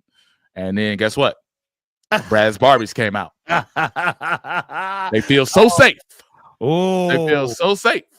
So I like it, bro. Look. I want to collab with you more often. Yeah, absolutely. Maybe once a month. I know you drop crazy. Look, man. Hey, I'm trying to keep up with you, man. I'm trying to keep up. You got to.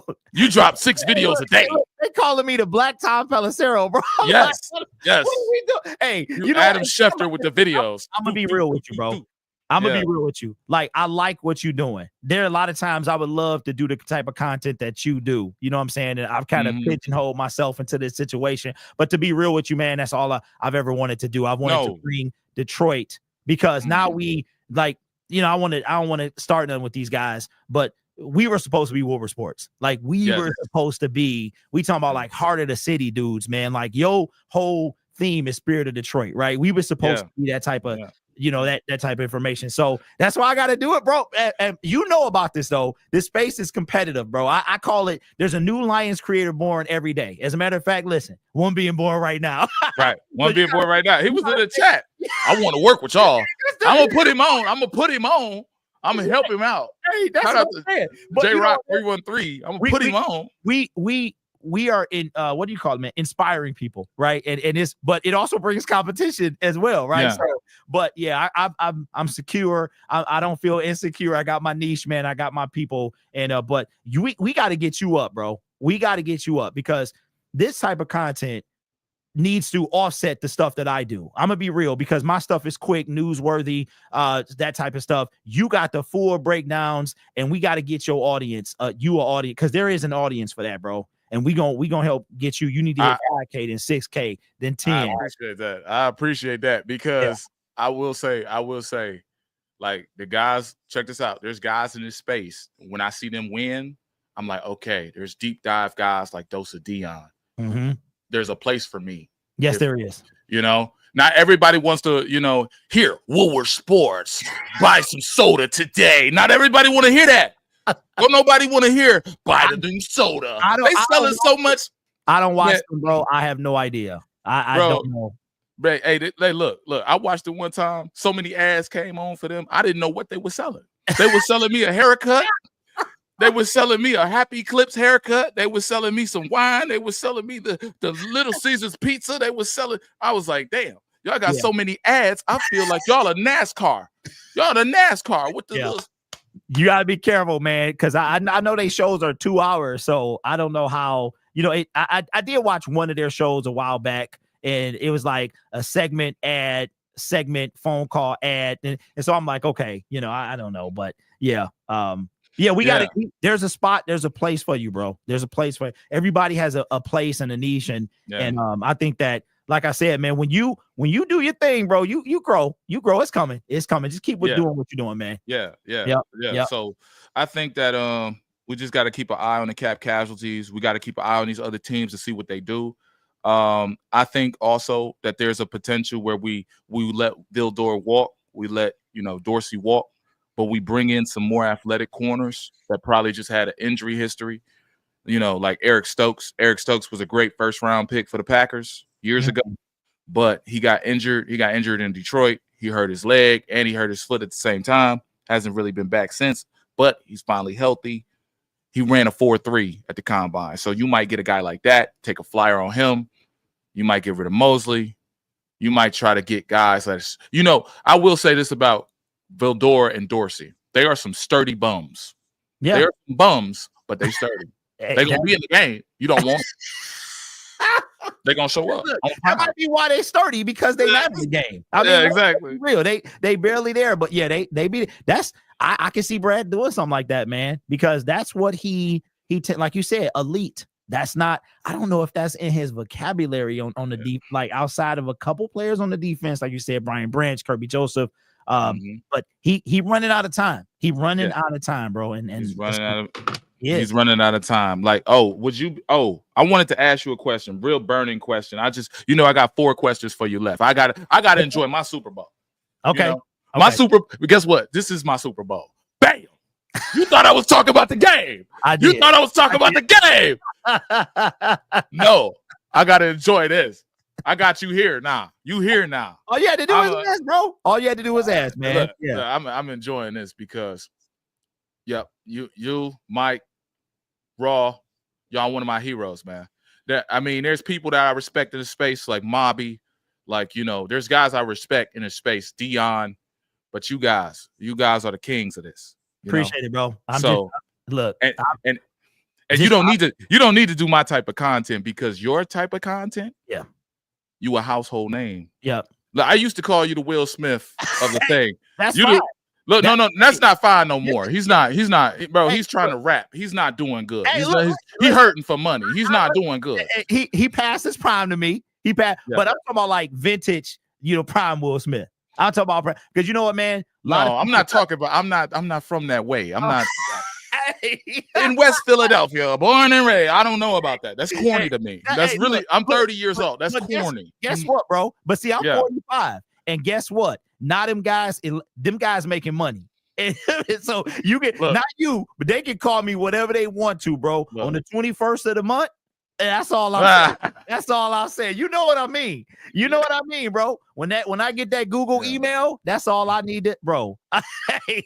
Look at comment. Will Smith, because he about to smack Brad Holmes. You about to say that? Hey, you better draft the edge rusher and put it. Do you have to? So if you don't get an edge rusher, you straighten up quick, bro. You just straighten up quick. I ain't never seen somebody laughing. Hey, you speaking my language now, bro. What would you like to say? If we draft the edge rusher, does it have to be first round? Because you have at least 8, maybe 6 go in the first round, and you have at least 8 go in the top 2 rounds. That's what I'm seeing now. I haven't looked at the film on the edge rushers. The only film that I looked at was my guy Ty Robinson, who's 6'6", who can play all across the line, who has 7 sacks. I only look at players with the stats first, then I look at the film to separate them. So do we have to go? Am I going to see a rant video if we go cornerback in the first round? Okay, it's hard to tell. It depends on what Brad does in the draft, because like you discussed, free agency. Free agency will give you a good idea of what he's probably going to do, or so you think.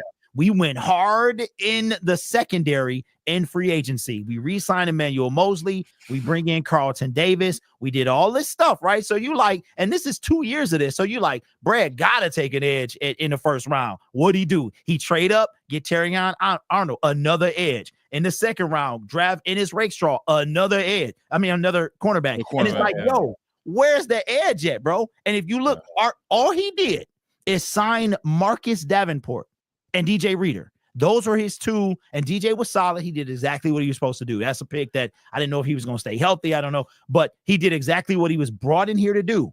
Marcus Davenport. So to answer your question, it all depends. I think I'm gonna chill out this year. I'm gonna tell you why. Because I've proven my point. Brad needs to prove his.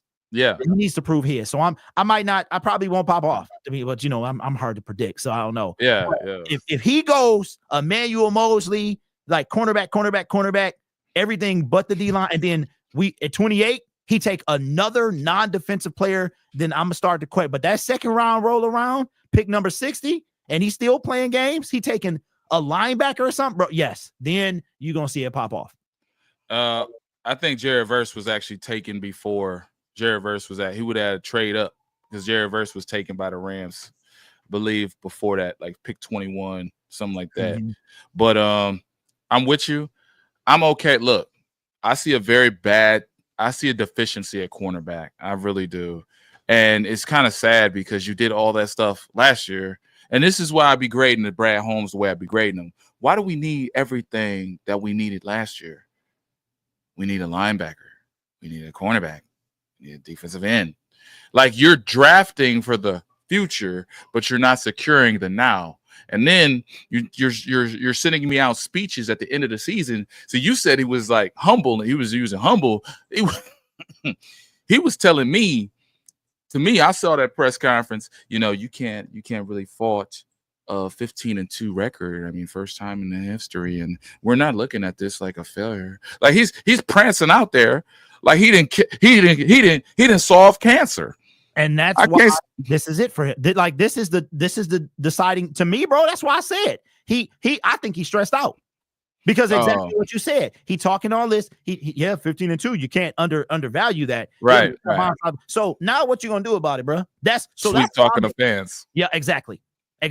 And we gonna see just how humble, because he don't got a lot of room for error. I do not. A Super Bowl appearance will solve all of that. That'll make me forget about all this, because it would, because now you done bought your, because here's what I think, bro. I think if he makes the Super Bowl, he buys himself some time. Let's not be confused. It's 2025. I think both gentlemen are signed through 2027. If I'm talking about 2 years, right? Then where we at after that? If we don't make it to a Super Bowl by the end of in 2 years, in February of 2027, we having the same conversation, it's going to be a problem. It's going to be a problem. But check this out. I'm going to tell you this. I'm going to tell you this. All it takes is another first round knockout next year. I believe you're 2 years, but another first round knockout, and then you have to pay. Who would you have to pay? Because you're probably going to get the Aiden deal done before training camp, unfortunately, because he's pressing you. Yeah. So now you have to pay Jack or Laporta. Yeah, it's going to be a lot. Jameer, you can decide to extend him, or just pick up his 5th-year option, I think, at that point. Right. But you could grab Milton Williams. See, check this out. This is another thing. Like you could solve this stuff with free agency. Like you don't spend no money. That's the problem. Free agency. Free That's- agency. Come That's on, the bro. problem. Like he could get check this out. If Levi Onwuzurike, as we put on the screen many times, we put it on the screen. Levi Onwuzurike is going for $15 million. If we could get my boy, what's his name? If we could get Milton Williams, or we can get somebody of that caliber, that BJ Hill, like just get BJ Hill, bro. Like you don't have to. And his win rate is not good. He's a McNeil, you know, in skill set, where he's just a big nasty.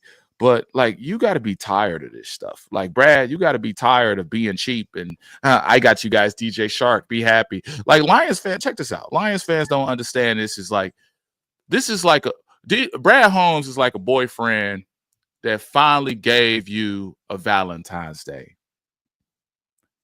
Before that, you was a hit it and quit it. Before that, you was a lady of the night. Before that, you was turning tricks on Woodward. So, and now he's made you a Christian woman. So what is that saying though? What are you if you break all that down, what are you saying? He's the best thing you ever had, but he's not the best thing there is. He's snap. Yeah. To me, it sounds like it also that it's like I got one for you. It's a guy.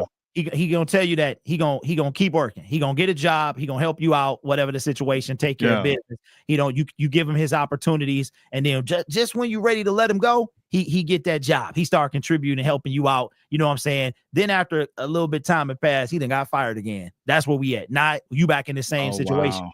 He doing all. I think that he doing just enough, and I think that, and this is what I be talking about, bro. And that's why I kind of needed your perspective, because there's a lot of, you got the content creators to me that they never will tread down this path because they know what they're going to get in return. They're going to get some kickback. But if they took their emotion out of it, like they be saying I'm emotional all the time, which I am, but that's not what this is based off of. If you took the emotion out of it, what you and I are saying is correct. Eventually, Brad Holmes, the bill's going to come due. He's done all this stuff. And have you ever thought about this? Okay, he took Matt Patricia team from where it was, which was bad, because Matt Patricia destroyed this team. There's no doubt about it. But the fact that I think what's impressed people about Brad is, he's done this in 4 short years. We're progressing record-wise. But I think we're going to hit a stalemate. We're going to hit a standstill if this is not done correctly. And I think that's when people are going to notice, you know what? I think what we've been hearing from these guys has been right the whole time. Yeah. And he got another thing working for him, because them crazy drafts. We've had some crazy drafts where he hit on Amon-Ra St. Brown, and he hit on, I guess you could say he hit on Houston, but you didn't. Like if you assess that draft, you hit on Barnes and Sewell and all these guys, but you hit on more players than we were used to, because we were drafting guys like Jordan Dyson, and then YouTubers. Look, we were drafting guys like Jordan Dyson. They don't have no highlights at the draft. They skip over it to the next pick. He drafted in the 2nd round. He was a 6th round pick projected. And then you got YouTubers. He's a sneaky good signing. You got all this nonsense coming out. Because they don't want to push the envelope, bro. They don't want to say nothing bad, because I'm going to tell you what, Brad, you look at the drafts, year one, like Panay Sewell, probably one of the, I would have to, because of where he was and he set the foundation, like literally, I think he was one of the best picks, him, Hutch, St. Brown, right? If you look at 2023, half the draft was, you got Jahmyr Gibbs, you've got Jack, Sam Laporta. Those guys made pretty much an immediate impact. You look at the second half of the draft, all projects. You go to year 4, you take out Terrion Arnold, who in my opinion was forced to start because we didn't have. You cook it with grease. But look at the rest of them. Look at the Ennis, Christian Mahogany, Giovanni Manu, Sione Vaki. Where like none of those players outside of Terrion were impactful. So we burned the entire draft, and in free agency, we signed Marcus Davenport, DJ Reader. We brought back Emmanuel Mosley. We trade for Carlton Davis on a 1-year deal, right? So my thing is, Brad has bought himself time, but AG, he's out of time. He's out of time. because now those year 4 draft picks, they're going to have to start paying dividends. Otherwise, people are going to be like, well, that year 4 draft wasn't that good, right? And now we're in year 6 of Brad Holmes, and now we're looking at the year 4 draft, and we're wondering. So I think he's got to hit more than he misses this year, because the bill gonna come due for winning it. We got to make a Super Bowl. That's just what I think. Yeah, I mean, we could have got Dallas Turner as well. They're saying that in the chat, and I think that's true. I wasn't really. I can't think offhand. I don't even know. I didn't do draft evaluation. You know what? Oh, go ahead. He spent most of the time on special teams. Yeah, because they D-line was, you got Van Ginkel, you brought in Grenard, you know what I'm saying? Right. I didn't. Matter of fact, for the last couple of years, I'm gonna be honest with you, man. I didn't do draft evaluation in a serious way like I did it in 22 when I guessed all them picks and I got them right and nobody cared, and I had to deploy and nobody cared. And it was funny, the whole, I guessed 5 picks. We got the videos, and nobody gave a shit. Nobody cared. Like, it was crazy. Like, how do you guess the 5 picks and nobody cares? So that's why I bring it up, because nobody cared. Anyway, nobody cares. Anyway, that's a good segue. I'm sure somebody said that at home. They said, nobody cares. But this is my thing. I haven't done the draft evaluation as in-depth as I did in 2022 with you and Mike and Raw Detroit. But this year I'm trying to make that, that leap back to make that in-depth draft evaluation. And you know what I did? I stopped because it wasn't just the lack of recognition. It was the lack of the players. I identified Kobe Turner as the second best DT in the draft that you could have gotten a 3rd round, but you chose somebody else. And I can't get mad at that, because when we look at who you chose, like, you had no chance to get him. You had to pick him around earlier, and that probably would have set your whole draft up. But, he was picked at 89. We picked, that fat man, Broderick Martin, at 96. I just got tired of doing all the videos, and then you don't pick the players. I identify the best players, and then 2 years later, Lions fans don't care. Those players are at Pro Bowls. Those players are doing their thing. Kobe Turner is a certified boss. Like, Kobe Turner, we identified that dude on this channel early in the draft process. They didn't draft him. Not only that, they sent me messages on my little video. Oh, well, he's next to Aaron Donald. Like, you know how much film I watch? How much time? I'm sitting there watching film. Film don't come with no music, no sound, no audio. Yeah. I'm watching a blank. Okay, I'm watching a video of a blank dude, like a dude fighting another dude. That's all I'm watching is the offensive line. So I'm doing all this stuff, and they still don't draft the players. Yeah, I'm like, bro, this is crazy, and you don't get recognition in the space. It's crazy. So to make it like real simple, if Brad comes away with 2 starters on the D line and 1 rotational, I will be happy. Yep.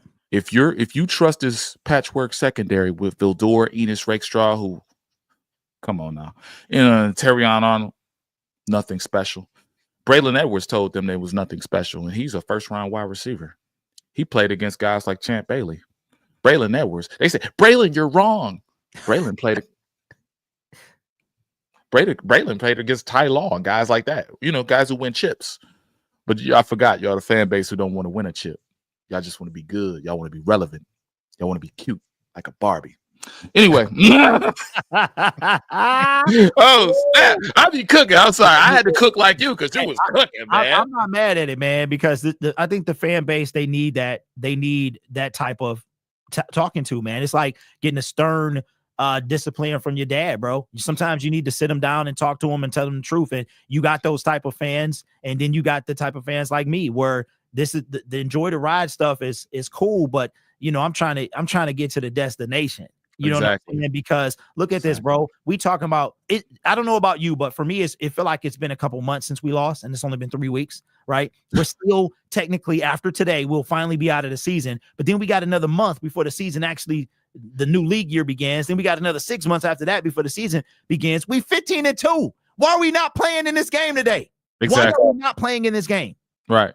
That's where I'm at. Right. And don't think, don't think, Detroit. I'm gonna look right at the camera. I hope it's seeing. Look right at the camera. Don't think, Detroit, I forgot about you. Don't think about the YouTube channels and all these people that popped up and saying all this stuff. War Sports, Neil Rule, activating the Twitter spaces to go against them people over there. Don't think I forgot about you, Detroit, where you had $900 parking spaces, $900 parking spaces for your one and done. Don't think I forgot about you, Detroit, where you had $900 tickets at the game and you got them fans down there. They got the money to go, but they don't know nothing about football. They doing the wave. They calling 97 and 1 the ticket. They doing the wave at the game and they losing. They don't even know what's going on. Don't think I forgot about you, Detroit. We really for a whole week straight, maybe two, maybe no, a week straight, showed our behinds in every way, shape, fashion, and form. And don't think I forgot about you. I swear to God, $900 to sit in a parking lot. Then y'all had to take it to the 36th District Court. That's crazy. Then you had $900 tickets to sit my black ass down in the goddamn Detroit Lions den. And guess what? Me and my wife didn't go because we wanted to save money. So we went to a bar. I'm sorry to curse on your channel or whatever. No, this is your channel, bro. Oh, yeah. I see 45 in the chat. I'm thinking it's your channel.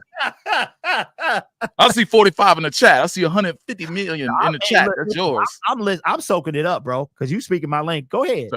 Check this out. Don't think I forgot about you, Detroit, where I went to a bar with my wife to celebrate my wife's sister's birthday on the playoff game, and they had $45 shots in the bar because the Lions was playing. Don't think I forgot about you, Detroit, where you hurt my pockets all season.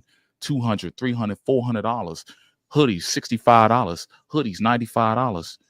Price going up on everything. And you one and done in the playoffs. I'm putting in 60 hours of work and research on videos that don't pay me no money. Don't think I forgot about you. So, Brad Holmes, you owe me a Super Bowl. Do not play with me. You owe me a Super Bowl. These videos, the film studies, watching film, I could literally take the same energy and put it in my wife and daughter easily, okay? So I need mine, okay? I'm putting 40 hours a week into these videos. And these film study videos don't require, it's not necessary for a 24, 34-hour turnaround, okay? That's impossible. But I'm making it possible every time. I'm staying up late. So for all them late nights, every time you lose a playoff game or you waste my time, I'm going to hold you accountable, Brad Holmes. So don't think for a second you're safe, because at the end of the day gonna end. And the day gonna end with me on top with a Super Bowl. I need a Lombardi. I do not need anything else. I need a Lombardi. I do not need 15-2. I do not need 8-0 on the road. I do not need some Jared Goff. I do not need none of that. I need a goddamn Super Bowl, and that's a fact. I do not need to be paying $45 for a shot for me and my wife to enjoy. You lose to the Comanches. That's a fact. So I'm sorry, bro. That was just a hell of a night. Plus, I got COVID that night. So I was really mad. It took a while. So people ask me, why am I so mad?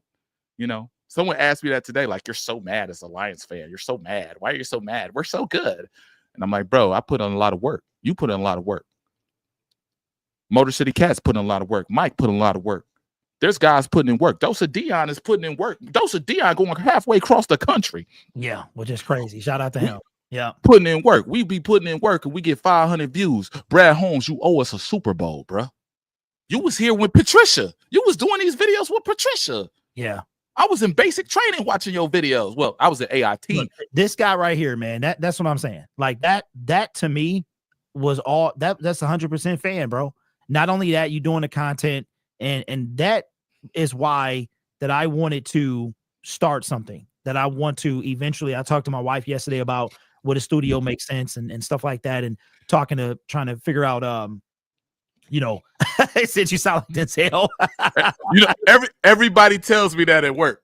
Everybody says that. You got it, bro. Everybody. If you like tried to do an impression, like locked it down, I can see it. I can see it now. I can see it now. But if you got it down, then yeah. But just that right there, what he did without yelling at the camera, which is what I do. That right there is exactly how I feel. That is a true fan that not only wants the team to win, but also wants to talk about the team. But that right there is 100% what I'm talking about. Everything you said is facts. We deserve all of that. We deserve all of it. Right. Yep. I'm with you, man. I'm not. Yeah. On that note, we've been here for 2 hours. This is my guest, Derek Lion Syndicate. This is the dude, man. This is a legend in this space. I feel blessed, man. I really do.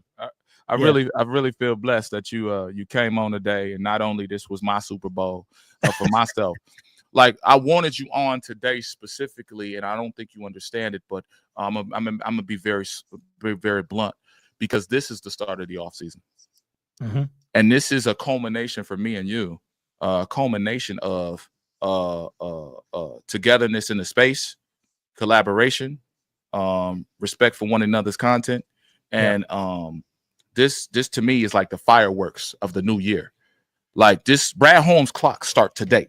The Eagles gonna win and everything, and How do you get to their level, or how do you get to Kansas City's level? Because that's the level you need to be to. You have to take chances, AG. They took a chance on Jalen Carter. You know what I'm saying? You got Chris Jones balling out of control. He's paid like it. You got Brad Holmes got to come down off of whatever mountain he's in or on, and he's going to have to take some chances, bro. We're not talking about injured players that might be able to bounce back. We talking about, if you like, I know he might not be able to get Miles. I know that's a pipe dream, but I need to know from Brad that you 100% tried your best to get Myles Garrett. I'm not talking about 99.9%. You got to give me 100% of your, because this stuff is getting old. It's getting old. And we see it. The rest of the fan base will this time next year. And by 2 years, they're going to have a lot to say about him. And don't be surprised. I'm going to keep it a buck. He got 2 or 3 years left. I would not be surprised if without a Super Bowl appearance, maybe Sheila might be ready to move past him.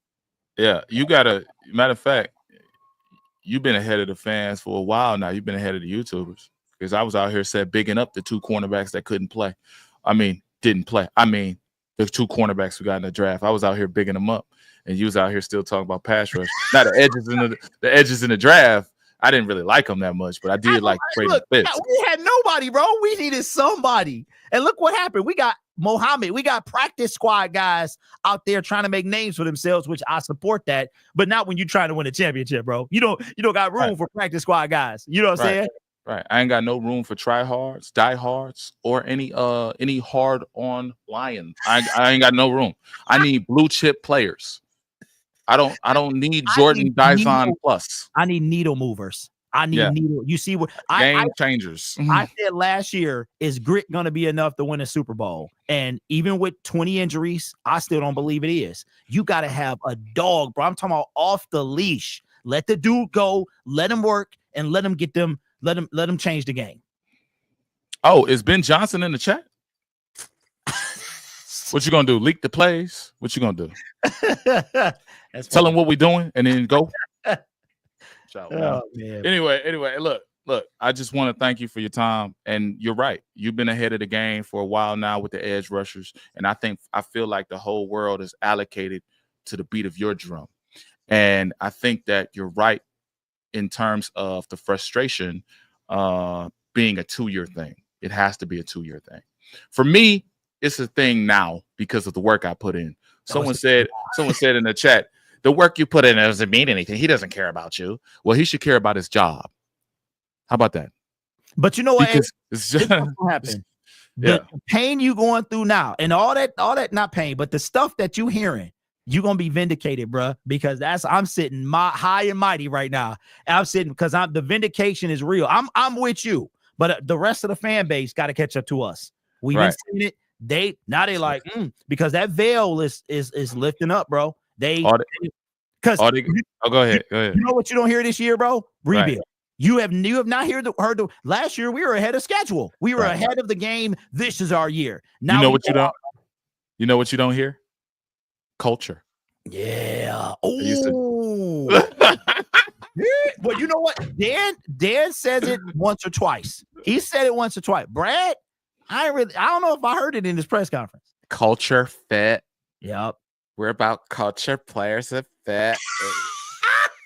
We gonna see this year. We about winning.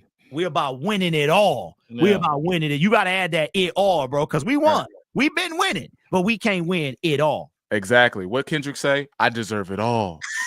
And if you're not thinking like that as a Lions fan, I'm sorry, bro. You lost, bro. Talk about, shock value content all you want. Like at the end of the day, like, bro, y'all gonna get tired of this. Y'all gonna be like Indianapolis in 2000, 2002, 2006. So y'all got to look up history. Have the number one offense. Have this, have that. One and done. Divisional, done. Just done. First round. Like, you think Peyton Manning didn't get sick of this? You think the Pittsburgh Steelers didn't get sick of this? Y'all just, we happy and we know it. Clap your hands. And we happy and and clap your hands. Keep doing you. Keep doing you. Stay the course. I mean, I take my foot off the gas occasionally on purpose, but it's always I'm quickly back on it. So just do that, man. You will come. The fan base will find you. They will respect you, and integrity is a huge part. And if you a man, like I'm a man of my word, I'm not watching the Super Bowl. Just stay the course. Keep being your version of you, and they'll find you. Even it might take a couple years for them to come around, but they will come around, man. And when they do, they're gonna respect you, bro. Oh yeah, trust me. Look, I know what they like. They like tape don't lie. Yeah, they like tape don't lie. That's when they come around. But when we talk about this real stuff, I have something to do. I have to get my Doritos for the Super Bowl that I'm not in. Y'all gonna get sick of it. Don't worry. Y'all gonna get sick. I'm telling you. But enjoy your day. You as have well. A great day. Phenomenal day. Phenomenal collaboration. Chat, you guys were great. Everybody who subscribed to me, thank you. God bless you. Have a phenomenal day. Have a phenomenal weekend. And make sure you do one thing. Only one thing. Love yourself and each other.